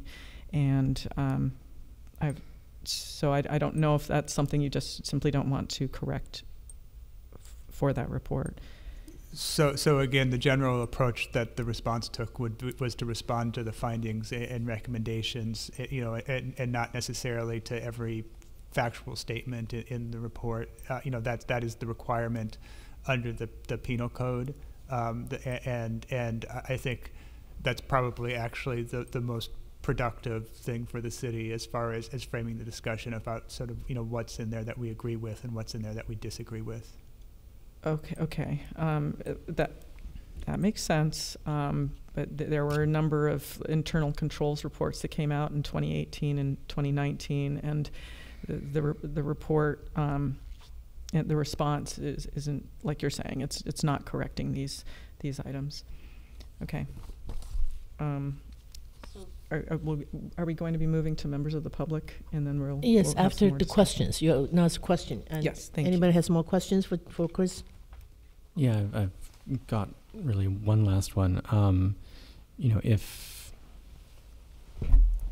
it would be helpful to the nature of our response and to preventing these sorts of problems from arising again in the future, you as the city attorney are empowered with enforcing the municipal code. So would it make sense to report back on violations of the municipal code that you think would be worth our time to examine and incorporate into our later actions? So I would leave that to council's discretion as to whether that's an action that council wishes to take. Okay, if there's no more questions for our attorney Jensen, I'm going to open the public comment. Yes, Mayor. I have 3 blue speaker cards for the people that are in Community Hall.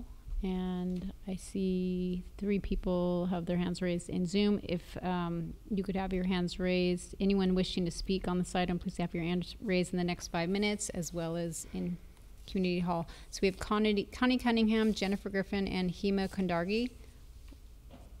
Welcome, Connie.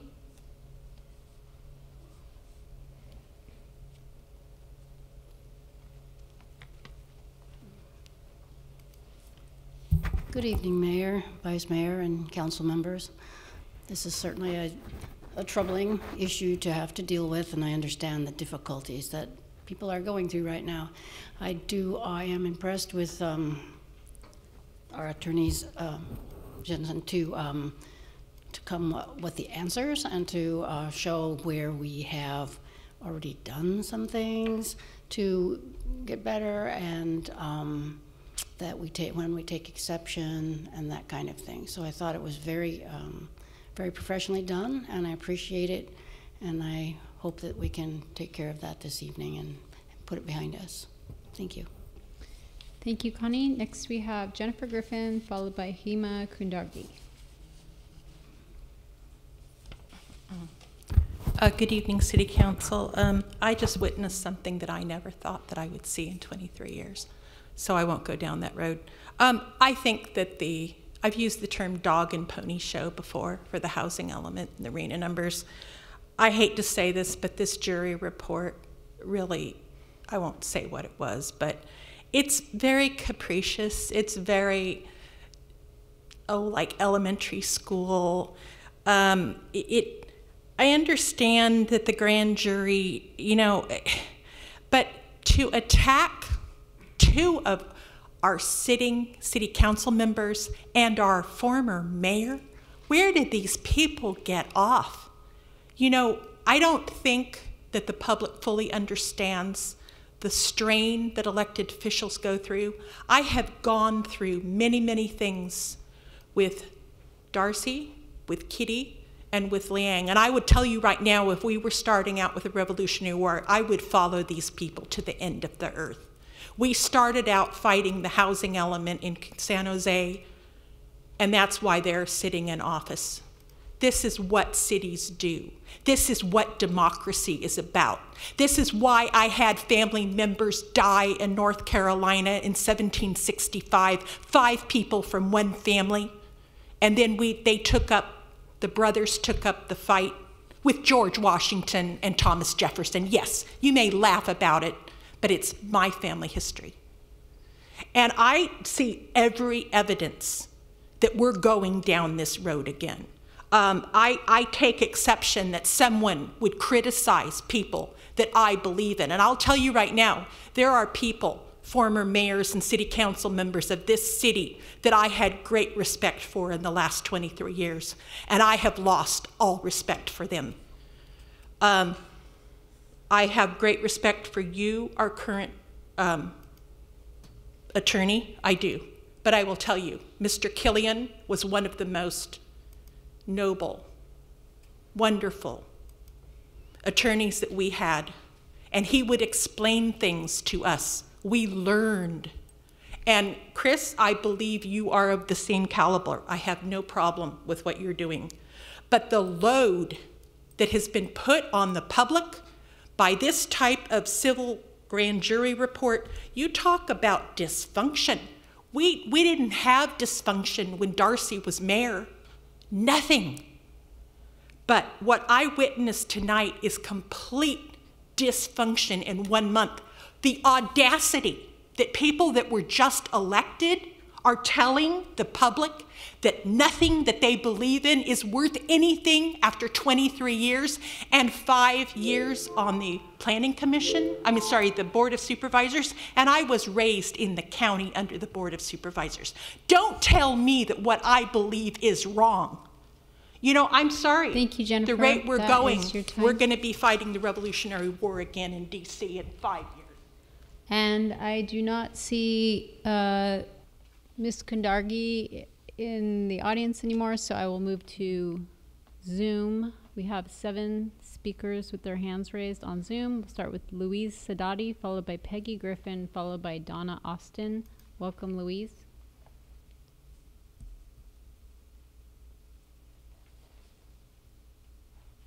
Hello, fellow night owls. I would like to speak on item 17, the grand jury findings. Please, the grand jury made some recommendations, and we really do have to respect our justice system and our checks and measures, and not second guess them. Civil grand juries is a process and procedure that has existed to protect the governance of all cities throughout the United States. And so I would really like you to follow the recommendations of the grand jury. Please complete the processes and procedures that follow the grand jury findings.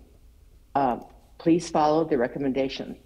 Cupertino is not a rogue city. Having Sheila Mohan as vice mayor in the audit committee will help ensure that these processes and procedures will be well established in our city for finances and audit. They were found to have been not completed, and with the inadequate evidence of the processes and procedures being made transparent and clear. And I think Sheila and this new council will make that happen, and not have it buried under multiple layers of different committees and commissions.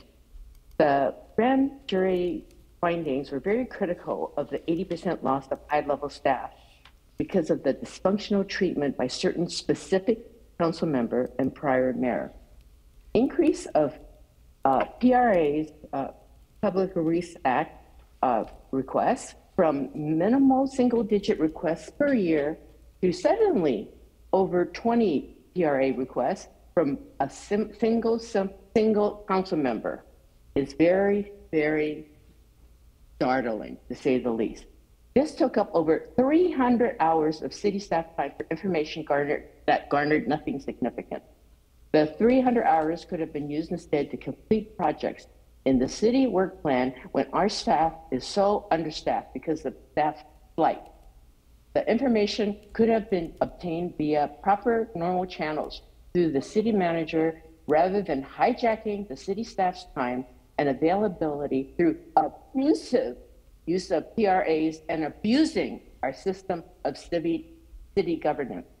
So going around processes is not a commendable procedure. It's not commendable human behavior. So I would recommend that all the council people, every one of them, even the one cited by the civil grand jury, follow processes and not work so hard to go around them. Thank you, Louise. And our next speaker is Peggy Griffin, followed by Donna Austin, followed by Rod Sinks. Welcome, Peggy. Good evening, Mayor Way, Vice Mayor Mohan, council members, and City Attorney Jensen. I would like to thank City Attorney Jensen for clarifying that the errors in the report are not being addressed, that you are focusing on the response required by law. I also appreciate that you specifically clarified that the statement regarding Councilmember Moore was inaccurate. This process does not allow for people to see their accusers and provide proof to contradict that. That said, I have two questions. One, on page 3, finding 3, improving city's financial risk profile response, last bullet. My question is, did the city present the 9th policy to the internal auditor, Moss Adams, for review by January 31st, as it stated? And question 2 is regarding the paragraph after that last bullet. City is in compliance with financial reporting requirements. The treasurer's reports are no longer going to be presented to the council. And right now they were coming every month. And I was told that they're being sent by council memo and that they meet the requirement, but the public has no access to it. How do we know it's really being done? We have no access other than with a public records request. And I don't think that if a council member has the right to information to make informed decisions. And if they ask for that information and they don't get any response, then a public records request is the only way they can get that information, because they're not getting a response in a timely manner. If that can be fixed and a response can be handled, then that's okay. I watched the workshop. I know I'm short. I think that it was a good idea, but the last hour was the most productive, and I think you should have it every 6 weeks, but only that last half hour part where people can talk and ask questions and express their frustrations on how to work around it. That was very productive. So every 6 weeks, I think, would benefit all of you. Thank you. Thank you, Peggy. Next we have Donna Austin, followed by Rod Sinks, followed by Tessa Parrish. Welcome, Donna.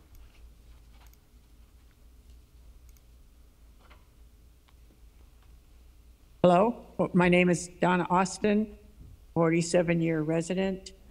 I am speaking on 17. I think that it's really important to address and look at and respond to the grand jury's report. Adopting this procedures manual is a step in the right direction. I think the code of ethics was a vital component, which I noticed we've adopted again. I remember asking at the time when they had gotten rid of it, and I asked Darcy Paul, he said, oh, it's because the staff was insolent. And I said, what does the staff have to do with the code of ethics? But he was gone. I never got that answer. But an 80% loss of staff is the answer. We need respect. This is our governing is by city manager. We need to respect our staff and their time. and respect each other. It gives the public more time to be able to put their input, give their input. So I think we really need to respond and address and correct anything that was incorrect in the report. I highly commend you for doing this. Thank you. Thank you, Donna. Next we have Rod Sinks, followed by Tessa Parrish, followed by Sean Hughes. Welcome, Rod. Thank you very much, Council. I'm glad that the grand jury chose to take up this matter. As you know, grand juries look at problems in branches of local government and agencies. VTA has had 3 grand jury reports. The Water Valley Water has had several, and I think it's important to take this seriously.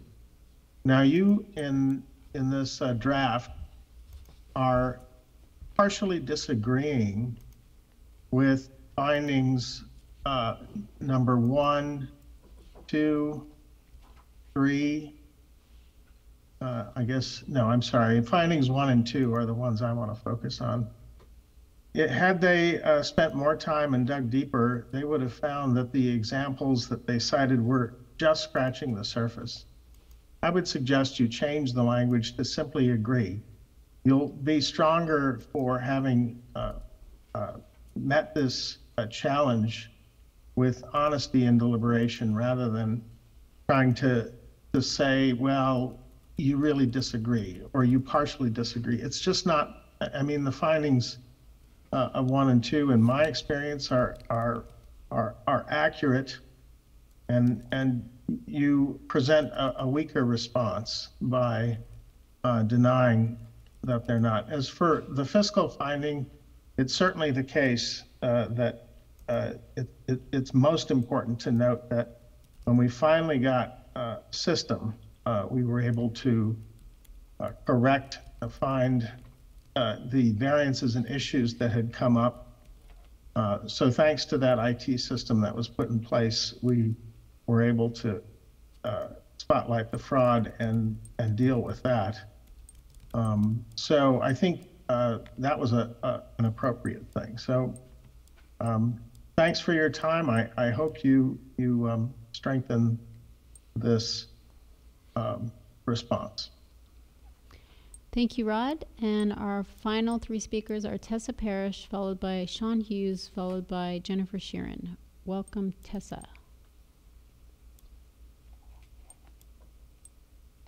Hi, good evening, Council, Mayor, Attorney, and all present.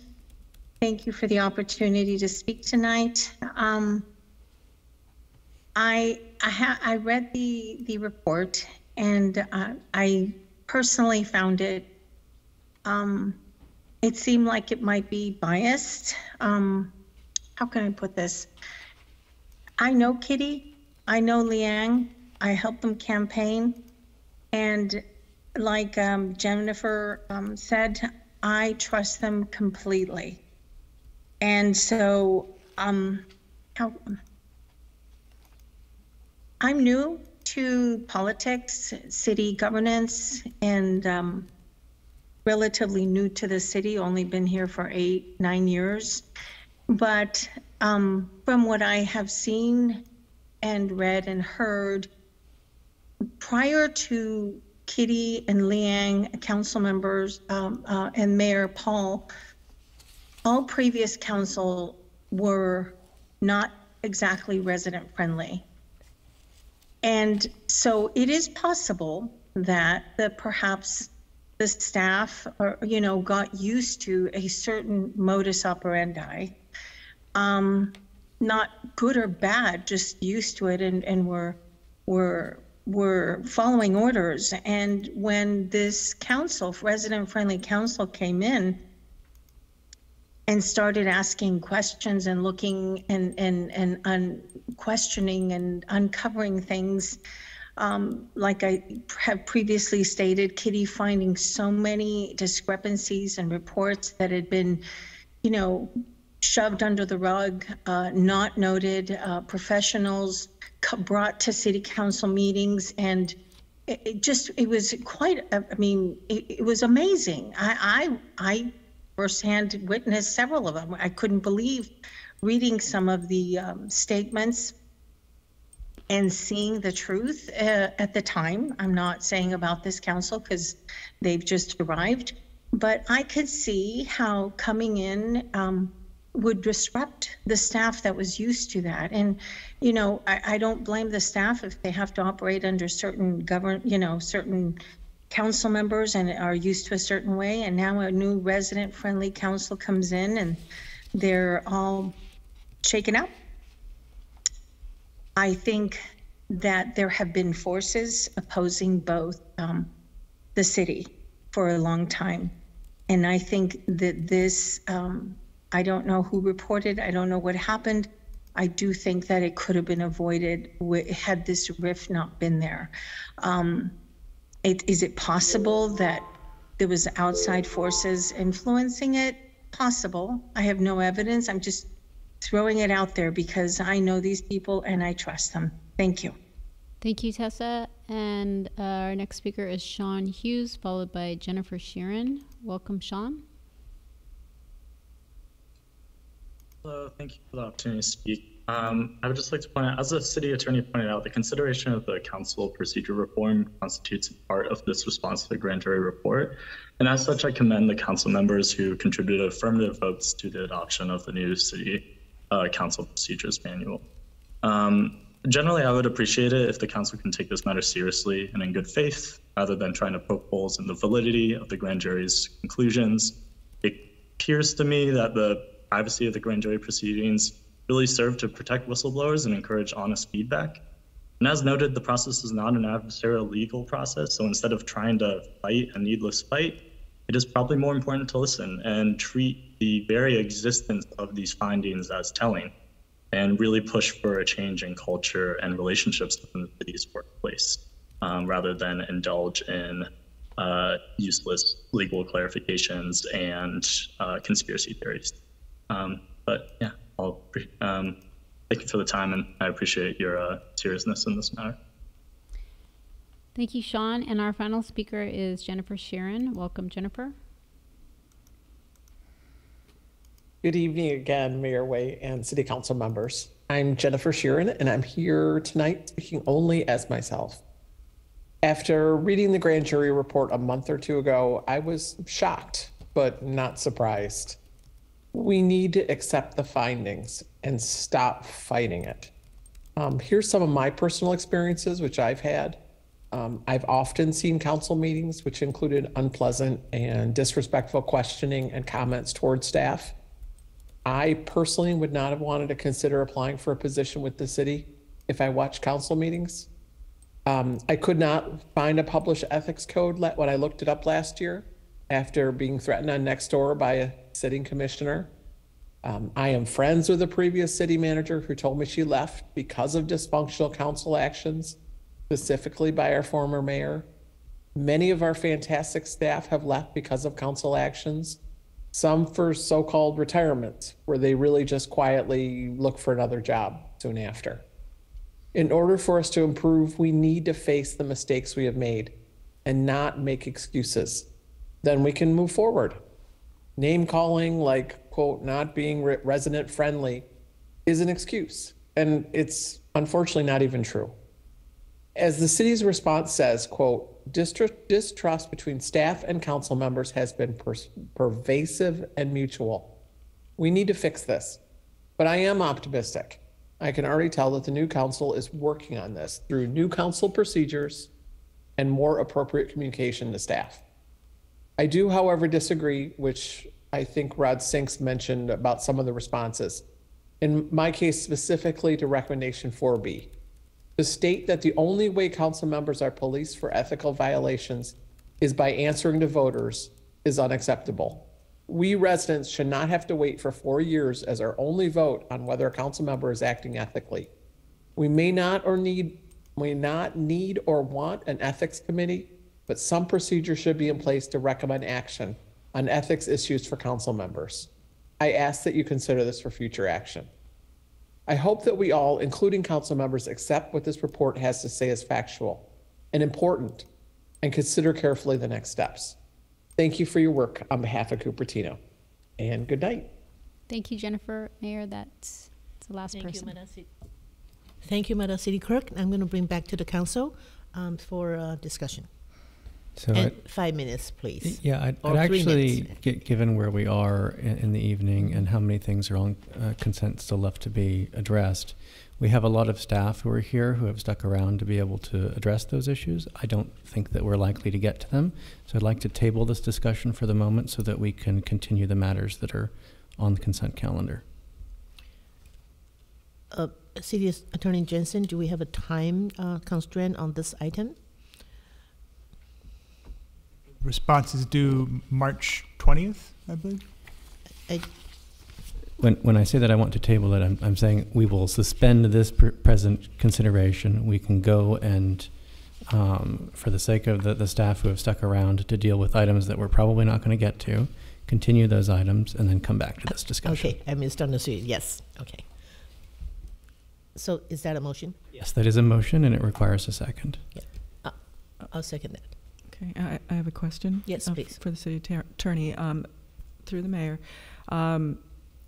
I heard that there's a different time limit for a person who's named in a grand jury report to have their response made, and that we're coming up on that there's a different timeline.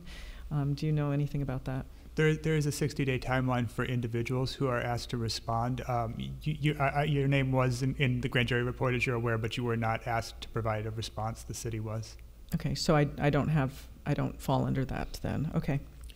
Thank you. So we have a motion to continue this item, but table all the consent agendas because we absolutely don't have time to do it.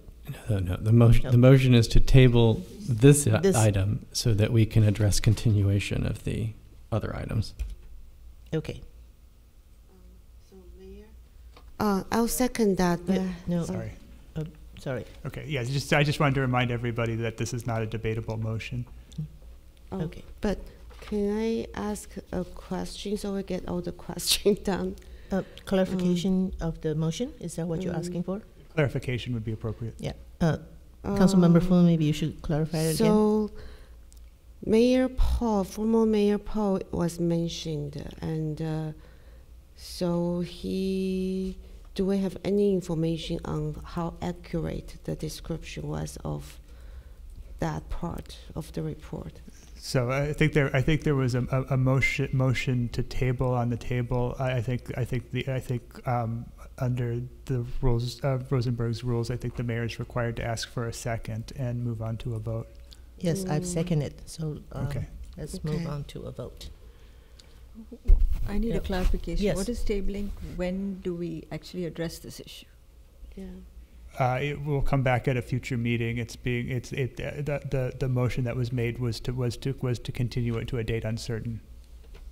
That's not the motion that I made. I motioned to table this matter so that we can address continuance of the consent calendar items that were pulled. Okay,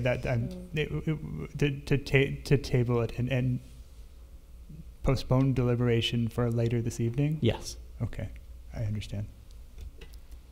Vice Mayor Mohan, do you understand it? Yes, I do. May I have a vote, please? Okay.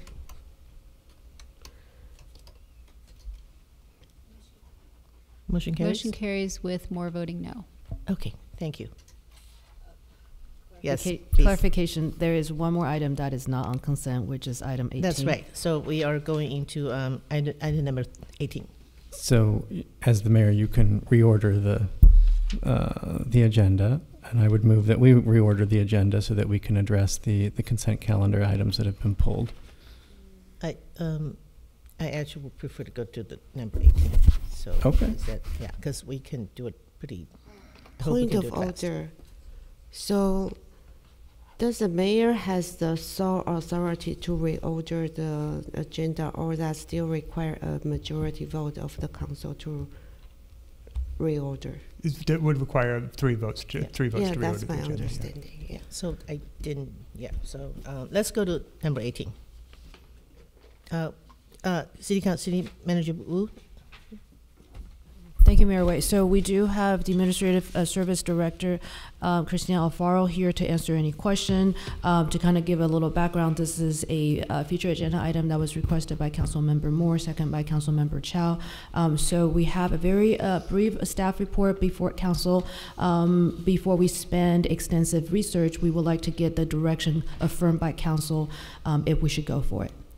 So, please. Good evening, Mayor, City Council. Christina Alfaro, Director of Administrative Services, with a very brief oral report for you this evening. On January 17, 2023, Council directed staff to follow up on information regarding placing a future vacancy tax ballot measure at the upcoming election. Before proceeding further with the research on the ballot measure, city's role, potential tax collections and cost, and identifying possible consultants who can assist with this effort, staff requests confirmation from City Council to determine if the work should commence. So just clarification question. Today's agenda is to ask the council to decide whether to direct staff or not. Correct. Yes or no. So do we have questions? A One question. minute, So you are saying just to have a study session, we would need to retain a consultant? No. Through the mayor, if I Yes. no, so not a consultant. So before extensive research is done by staff, we would like to affirm the decision by council, not by consultant. We'll do it in house. Oh yeah, I think even a study session, just some initial research. That's going to take extensive amount of research by the staff Yeah, part. I think it's a good idea to confirm the scope that we want to study. Yeah. So I think the decision is whether we want to do it or not. That's correct. Okay. So, question, Councilmember Moore? May I make a comment? Yeah, sure. Okay. So I'm the person who brought this up. So San Francisco and Berkeley have recently passed a vacancy tax. Oakland has had one for a few years now. So I make a quick statement on this. It is a fact that residential real estate has become commoditized. Investors can leave properties vacant and have historically still had gains on their investments. That the state and federal government do very little to prevent or tax global investing into our real estate market, and consequently we have residents writing and telling us that they know of vacant homes in Cupertino. We also have a growing homeless and RV problem, where the prior city council, particularly Councilmember John Willey, championed the homeless work program, which is in its second year and could be benefited by this tax. The vacancy tax in itself can be a deterrent to encourage owners to rent or lease their property and help the housing shortage. And should it not be, then the revenue will be a benefit to help the homeless, build affordable housing, and preserve affordable housing. Based off of the Oakland Measure W, this is the city attorney's summary of Measure W. The proposed measure would establish a new tax on real property that is vacant for 50 or more days in a calendar year. This would be a special tax that the city can use. The city can use the revenue only for purposes specified in the measure. The tax rate would be $6,000 annually for vacant residential, non-residential, and undeveloped properties, $3,000 annually for vacant condominium, townhouse, and duplex units, and $3,000 annually for ground floor commercial space parcels in use less than 50 days in a calendar year. I want to bring theirs up because not all cities are taxing the commercial part. That would be something you would need to decide about as a group. There would be a number of exemptions from the tax, including an exemption for very low income households, for low income seniors, and for individuals with disabilities. Owners who can demonstrate that the tax would be a financial or other hardship, owners of properties being developed, and nonprofit owners. The city can use the tax revenue only for the following purposes: to support a variety of identified services and programs for homeless people, to preserve existing affordable housing and produce new affordable housing, to provide code enforcement and cleanup of blighted properties and remedy illegal dumping, and to pay the city's cost of administering the tax. Thank you, Councilmember Moore. Any other comment from council members? If not, I would like to make a comment. I did do some research for a size of Cupertino. It turns out that the taxes coming from the vacancy tax is very minimal, and to put it on the ballot, that's going to cost a lot of money. To implement it is going to cost staff time and money to implement it. I don't think it will work, and not that it won't pass, that the benefit to Cupertino doesn't justify having do an extensive research on this issue. That is my comment. So I'm open up to other comment. 1 minute, please. Yeah, yes, please, Council Member Vice Mayor Mohan. At the recent, just a comment. I had the recent League of California Cities in Sacramento. There was some discussion of this topic amongst other jurisdictions, and correct me if I'm wrong, City Manager Wu, but the cost of putting this forward as a referendum was in the range of about 50 to 70 million. And I'm not, this was just a number that was thrown out.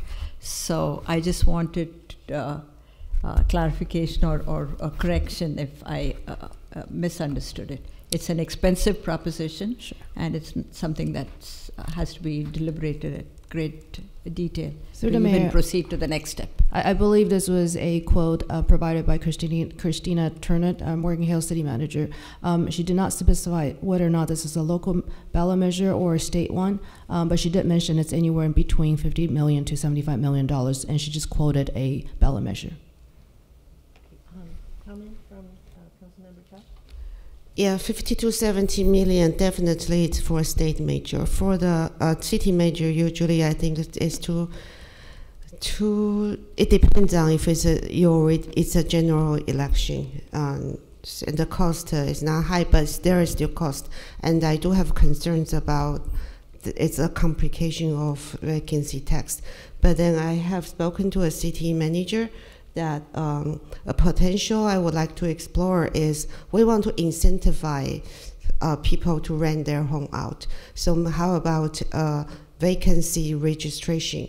That's a municipal code, and people are required to register. And if people find your neighbors have a vacant home, you can report to the city and have them register. This way, we would also know how many vacant homes are there and likely encourage those people to rent them out so that we can increase our housing supply. Okay, Councilmember Fruin, do you have any input? Yeah, I'd say that I agree with the fact-related comment that Councilmember Chow made. I do recall the dollar figure for a statewide initiative being somewhere in the 50 to 70 million range. That would be, it would be rather strange that a local measure would be that high. That said, you know, one of the things that does concern me here is whether we would be able to get past the 2/3 threshold that you would need in order to pass such a tax. We've not seen many taxes do particularly well at the ballot box here. You know, if there are people who would really like to see this move forward, it's a little easier to do as a member of the public if you go and push it forward as a popular ballot initiative that you've placed on the ballot as members of the public, because the threshold then is only 50% plus one. Okay, so may I have a motion to whether we want the staff to do research on this or not? I need a motion and second. Oh, 1 more minute, please. Yes, I move that staff provide the data with regards to what it would cost to have this item be put on the general election in 2024. And we need to have some data about the vacancy rate, if possible, within the city so that we have some sense about that. So if we don't have any questions, we can, yes. I was going to say we have public comment. Yes, I'm going to open up to public comment. Mayor, would you like to take a second for that motion, but just to wrap things up before we go to public comment? Okay, we can have a motion and second first before the public comment? Yes. Okay, so, If somebody wants to say. yeah. Did I make a motion already? No. Who made a Councilmember motion? Moore did. Councilmember Moore did a motion. Oh, I see. Do we have a second? Okay, so let's go to public comment. I'll second that. Okay, we still go to public comment. Yes, Mayor. So we have potentially 2 cards in-house, but Jennifer Griffin is our first speaker in-house. Oh. At least it isn't 2 Griffins. Anyway, hi. Yeah, boy, that's a new one. I've never seen anybody vote before the public spoke, but we're in a whole new dimension here. You know, we have to do something to reverse this brain dead trickle down housing thing that has been babbled out of Sacramento for the last, well, since 2017 when Jerry Brown voted on the first bills. BlackRock right now is a very, very aggressive real estate group that is buying up swaths of housing, Southern California and up here and in other parts of the country. And there are a lot of vacant homes in Cupertino. I know that. I have friends who say there's a lot of big vacant homes in Mountain View. There's a lot of vacant homes all over the Bay Area. And they just sit. They sit, and maybe they have a gardener, maybe a car is stored there. But because the redevelopment agencies were stripped from us by Jerry Brown in 2011, we have no recourse. Trickle-down housing does not work. You can hear people debate it, but it does not work. So let's do this. I'm not exactly sure how we do it, but to me, it's like we have spent so much money on the housing element, so much harassment from the state on the housing element. All I hear is, you have to build housing, housing, housing, housing. We had horrible problems during the pandemic with our poor, unhoused people. Let's give them housing. Let's tax empty homes. This is what the state wants us to do. We're gonna do it. And we will spend our money to do it. I have lost all respect for Jerry Brown, who my parents just adored, and his parents, because he got rid of redevelopment agencies. And I don't see any other way to crawl our way out of this big fiscal hole that the state has dumped on us with the RHNA and the housing element, and we've spent $1 million on consultants, and then HCD is still harassing us, la-di-da-di-da. Let's do it our way. Let's spend the money. I'm willing. I have no problem with it. I won't go there, but all you have to do is drive around Cupertino, Atherton, Saratoga. Let's go after the rich people and make them pay dearly, because trickle-down housing works so well. Anyway, I have 24 seconds, so we need to start looking at groups like Blackstone. I don't want to call them BlackRock because that was a military contractor, but sometimes I think Blackstone operates like a military contractor. There's a lot of hush, hush, hushy, hush, but trickle-down housing doesn't work. Thank you. Thank you, Jennifer. We have 2 more speaker cards from Lisa Warren and from Connie Cunningham. Welcome, Lisa. Hi, thanks. So I think it's time. I think it's actually past time that this discussion should be had. I don't like the tone I'm hearing from some that it's not worth talking about. I think that's the kind of attitude we're trying to fix when we have fellow council members requesting something. So it never hurts to talk about it. And the residents, many, have been talking and asking for something like this for a long time. In fact, in one-on-one meetings with council members in the past, there's always often been, I've heard it many times, a request to do an inventory of our housing stock. What have we got? How many in each category of types of housing? How many are vacant? how many are rentals, how many are owner occupied, how many are short-term rentals.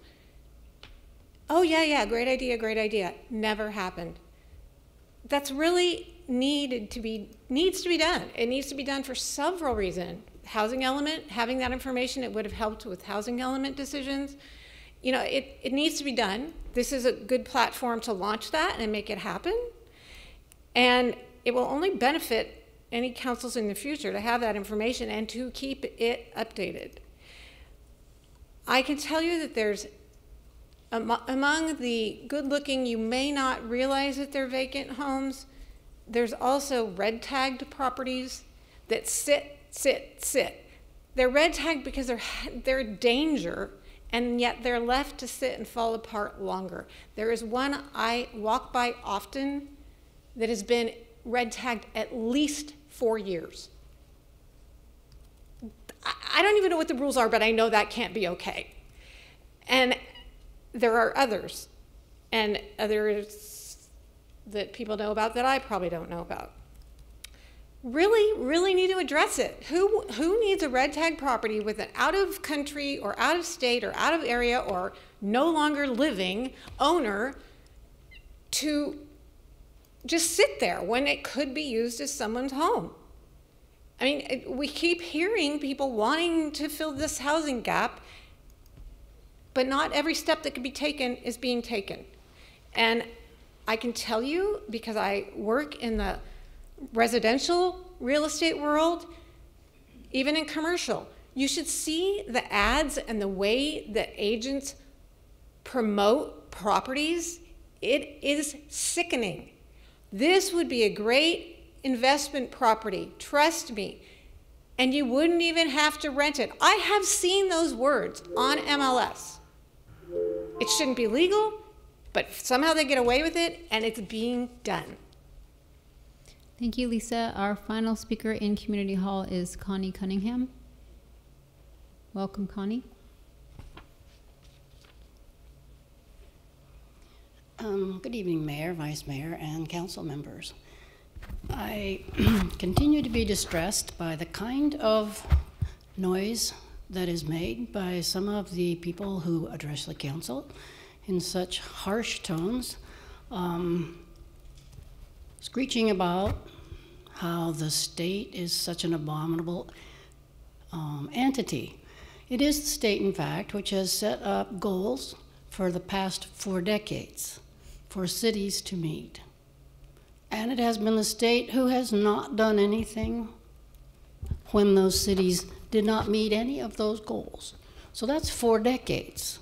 So it looks like what has happened is that the state got a little tired of asking cities to build homes, asking and then not getting. And so at some point, some legislators decided that there were enough of them to be able to vote to get perhaps some teeth put into that. My opinion is that it was high time for the state to take action of that type.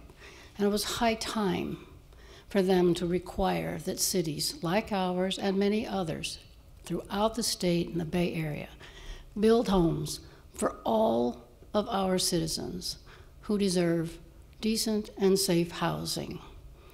When I hear the screeching that goes on and the raising of voices from people who in fact apparently don't have an answer, or they wouldn't have to holler, that is my opinion, because it's just not useful.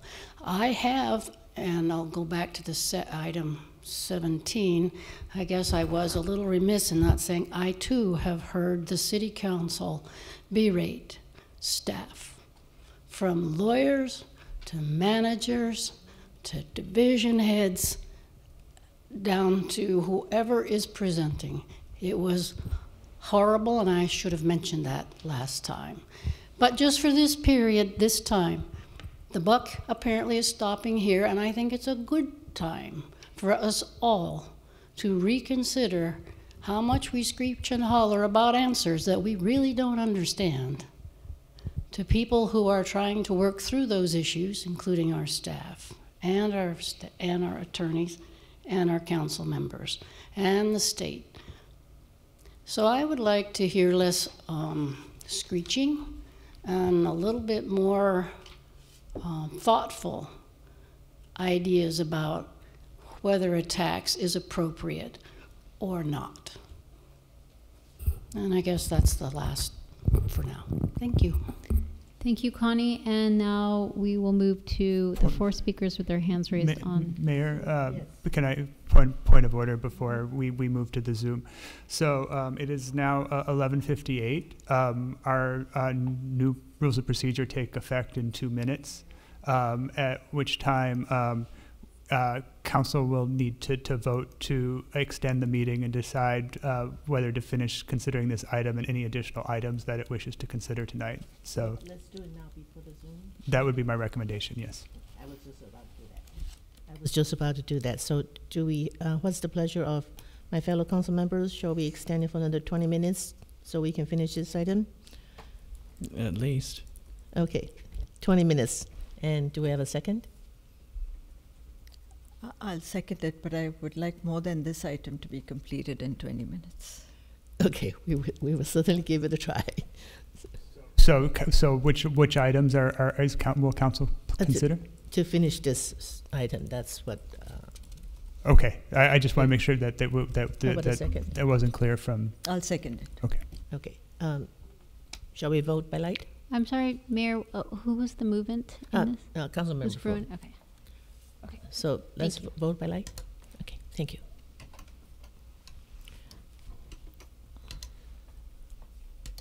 The motion carries unanimously. So thank you, Madam City Clerk. Let's continue with the Zoom comment.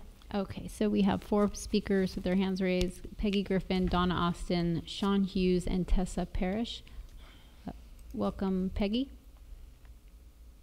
Good evening, Mayor Way, Vice Mayor Moen, council members and staff. Lisa Warren mentioned the housing stock inventory. Yes, knowing where we're at helps us to know where we need to go. So put that on the burner.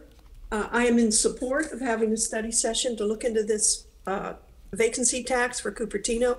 If one is considered, I would hope it would apply both to residential, all types, and commercial, and not have very many exemptions, but review what works and why, because maybe that's not a reasonable thing to ask for. Often you hear a business has left Cupertino because the owner of the shopping center ups the rent. I've also heard that apartment complexes around me are vacant, have vacant units, but they don't want to lower the rent because that their current renters then would ask for a lower rent. And so they don't do that.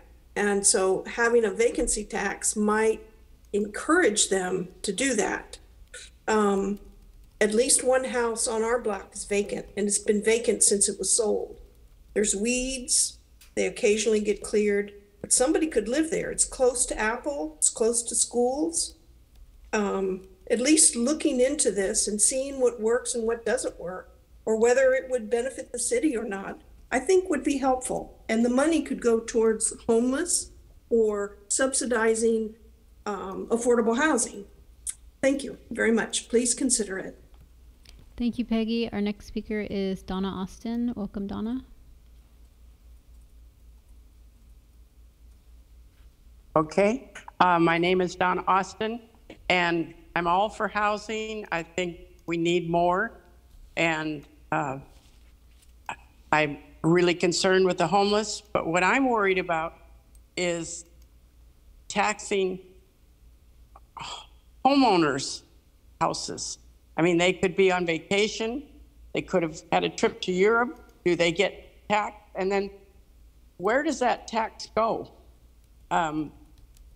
Because the person owns the home, they're getting taxed and they're not in it because maybe they're in the hospital for an extended period of time or on vacation. Who's spying? I guess I'm worried about privacy too. Yeah, I agree. People are just buying houses as a it's different if it's an investment and they're leaving it fallow. But then that should be at the, maybe at the purchase time, are you going to be living in this house? And if you're not, then we're taxing you.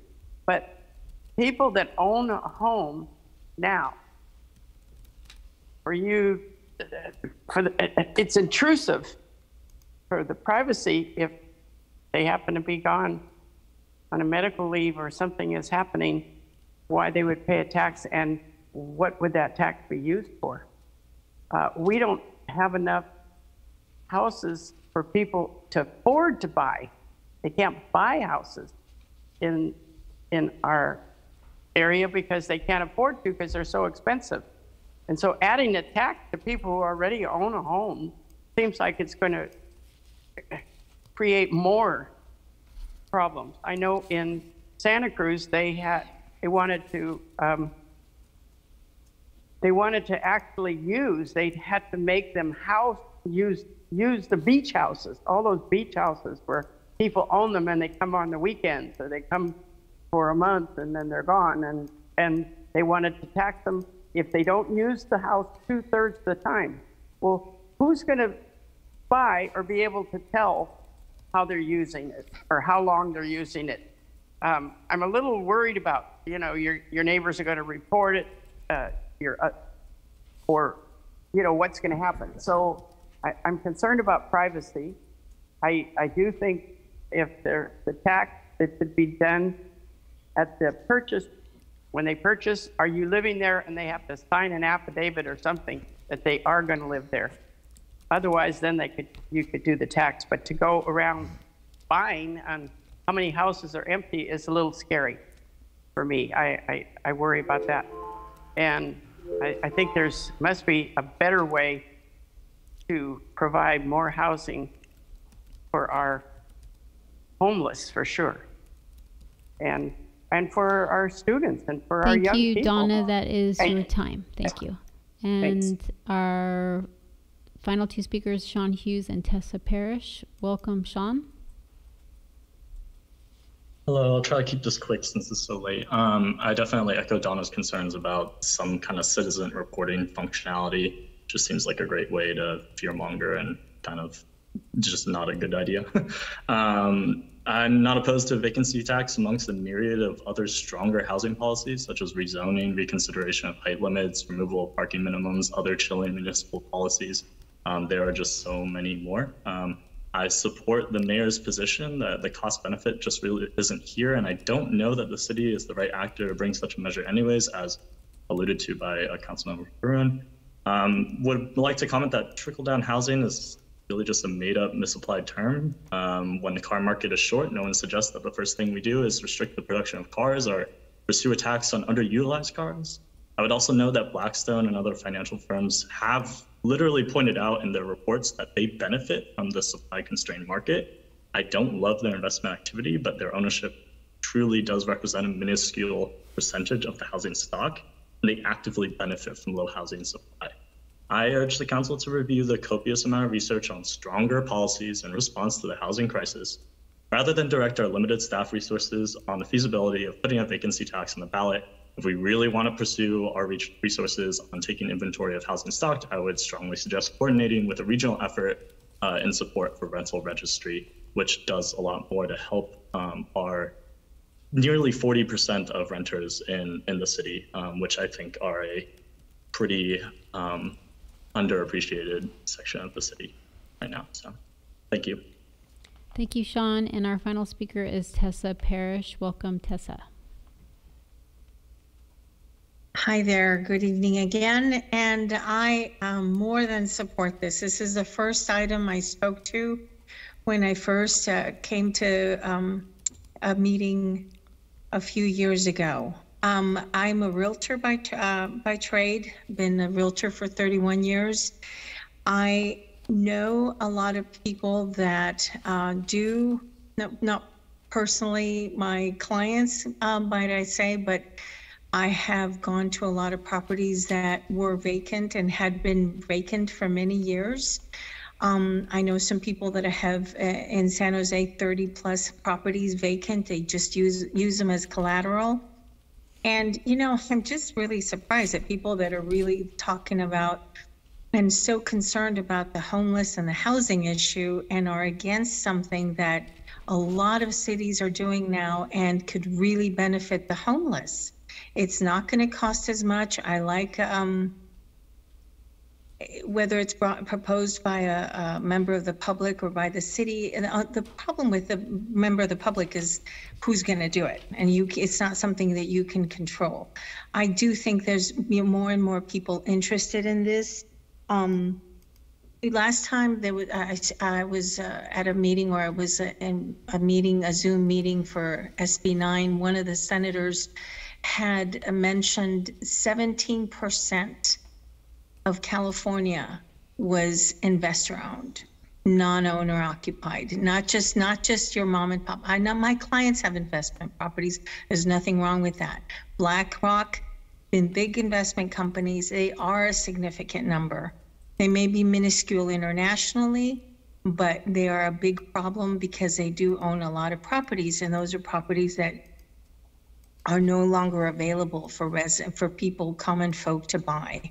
So it's hard for me to see my clients compete with investors that, for them it's nothing to go up 100,000, 50,000 more, and for them it's a lot. So without getting into that, I think this is a fantastic proposition to at least consider the inventory. What do we have, as well as, oh, and by the way, someone mentioned buying it and finding out what they're going to, if they're going to use it initially. A lot of people do that. I've heard them say that. They'll say, oh yeah, you could just say you're going to own it, and 6 months later you move out. I've had people say that, they own several properties and just have them in somebody else's name, their children's names, to hide that it's investment property because it was in a city that taxed them. So this is a very progressive, this council is supportive and really interested, I think this is a great opportunity. Find out minimally how much and how it could be done. Thank you. Thank you, Tessa. Mayor?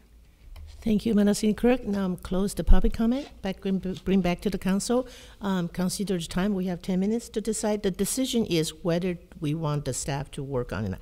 Everybody has 1 minute to advocate what you believe in. So let's start with Councilmember Cha. I have a question for staff. Is there an estimation if we just study the pros and cons, the cost, how much time it will take? Through the mayor, we don't, because we don't have a refined scope from council. I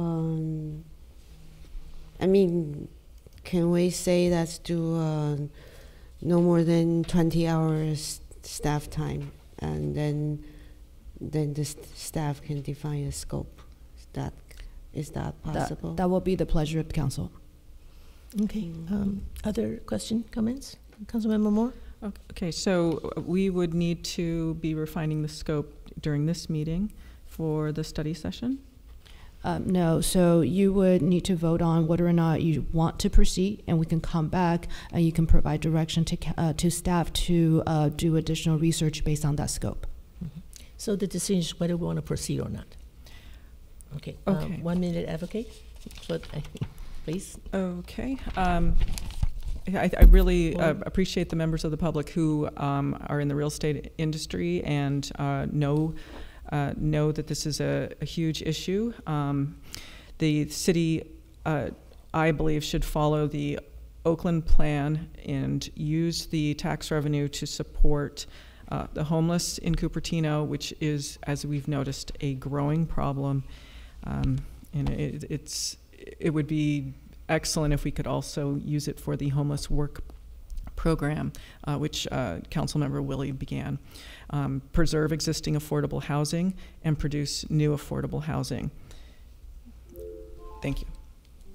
Vice Mayor Mohan? Mayor Way, I too have spoken to some people in the real estate business, and the message I'm getting is that this is not the climate is not conducive to any kind of a tax at this time. My other concern is that we have some pretty huge issues that we need to be deliberating on and to be focusing on for the next several months.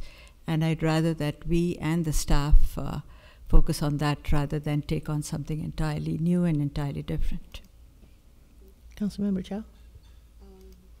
Actually, I would like to propose a substitute motion that could, I think one member of the public mentioned a rental registry, and I would like to see a vacancy registry also, so that we take some stock of the landscape, and then we have more information on whether it's even worthwhile to pursue this.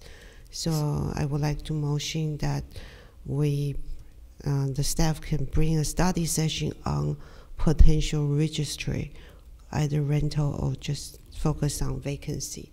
Is that? Okay. Yeah. I'm sorry, Madam Senior Clerk, can you repeat the motion on the floor right now? Councilmember Morris? Mm-hmm. Yes, please. It is to direct staff to provide the data to potentially add a measure on the 2024 general election ballot. And that's seconded by Chow. Councilmember Chow. You have a substitute motion? Yeah, I mean, I seconded that to have a discussion, but I looked into various vacancy texts already, and they are complicated, but many of them have exemptions like vacation, just out of hospital, renovating house. There are always exemptions for those situations, so that's not a concern. But in terms of the cost, and whether it's worthwhile for Cupertino, that's my concern. So I think the first step would be, let's find out how many vacant homes are there, maybe do a vacant home registration, and then the intention is to incentivize people to think about renting. So maybe just by the requirement of registration would incentivize them to think about renting. So your substitute motion is? Is to study vacancy registry to register, to require people to register their vacant homes, and maybe every 6 months to potentially state their plan for the house. Propose a study session. Yeah, and that. maybe also consider a rental registration as one of the public comment mentioned. Okay, do we have a second for that? If not, I'm going to ask Councilmember Froon to put in some comments before we go back to you. Well, through the mayor, I would prefer that was done as Councilmember Chow, if that was done as a friendly amendment, to have that data be provided, because I feel that we're making a decision without actual data here, and there are loud voices who don't want to have a tax on their empty house. So no, I think that the subject is whether we want the staff to do research or not. It's not pro or con, it's just whether we want to instruct the staff. So you have a motion, do you want to make that a friendly amendment? I feel there is no support for studying vacant tax right now. That's why I'm making So you don't want to be a friendly amendment, you want to be a substitute motion? I want to be a separate motion, maybe not substitute. Okay. So if that's approved, we can still vote on Councilmember Moore's motion. First let's see if we have a second for your substitute motion. More second. Separate motion. You're going to second it? More second it, and comment, Councilmember Froon? Can we have a substitute motion of the substitute motion? Yeah, I think. No. No, okay. Let's vote on the substitute motion first, if there's no. The substitute motion is to put a study session on whatever was vacancy registration and rental registration. Yeah. Okay, let's vote by light. Motion fails with Chow and Moore voting yes.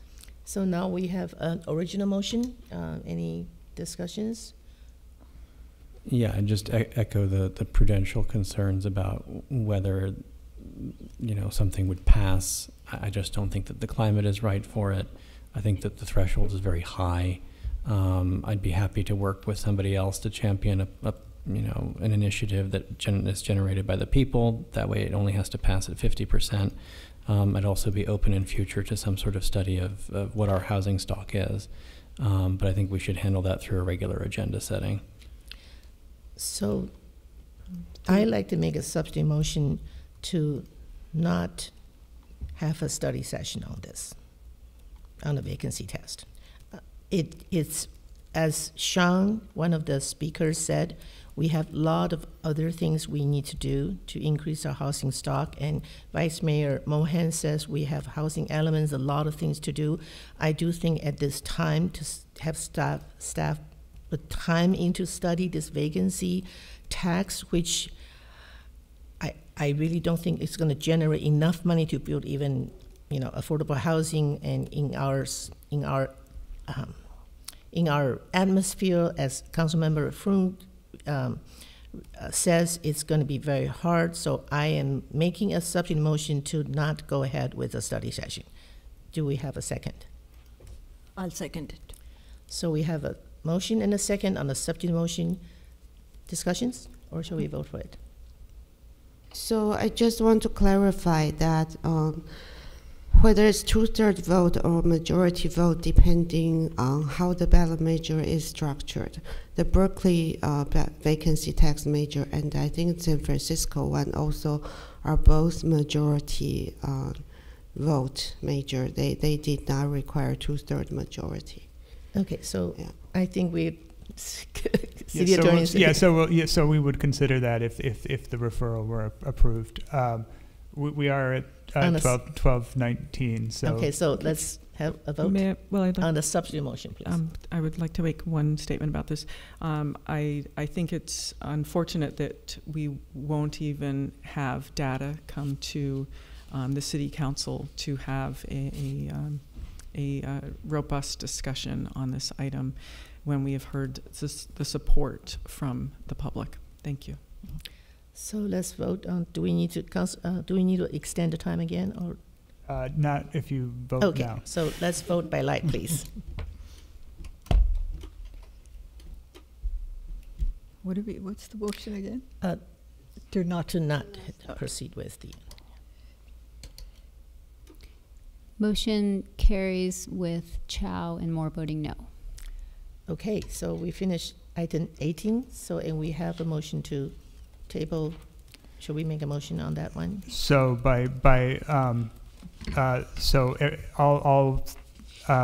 unless council votes to extend the meeting again, the meeting is adjourned by rule, and all items will be continued to the next regular meeting. Okay. Thank you. So the meeting is adjourned. All right.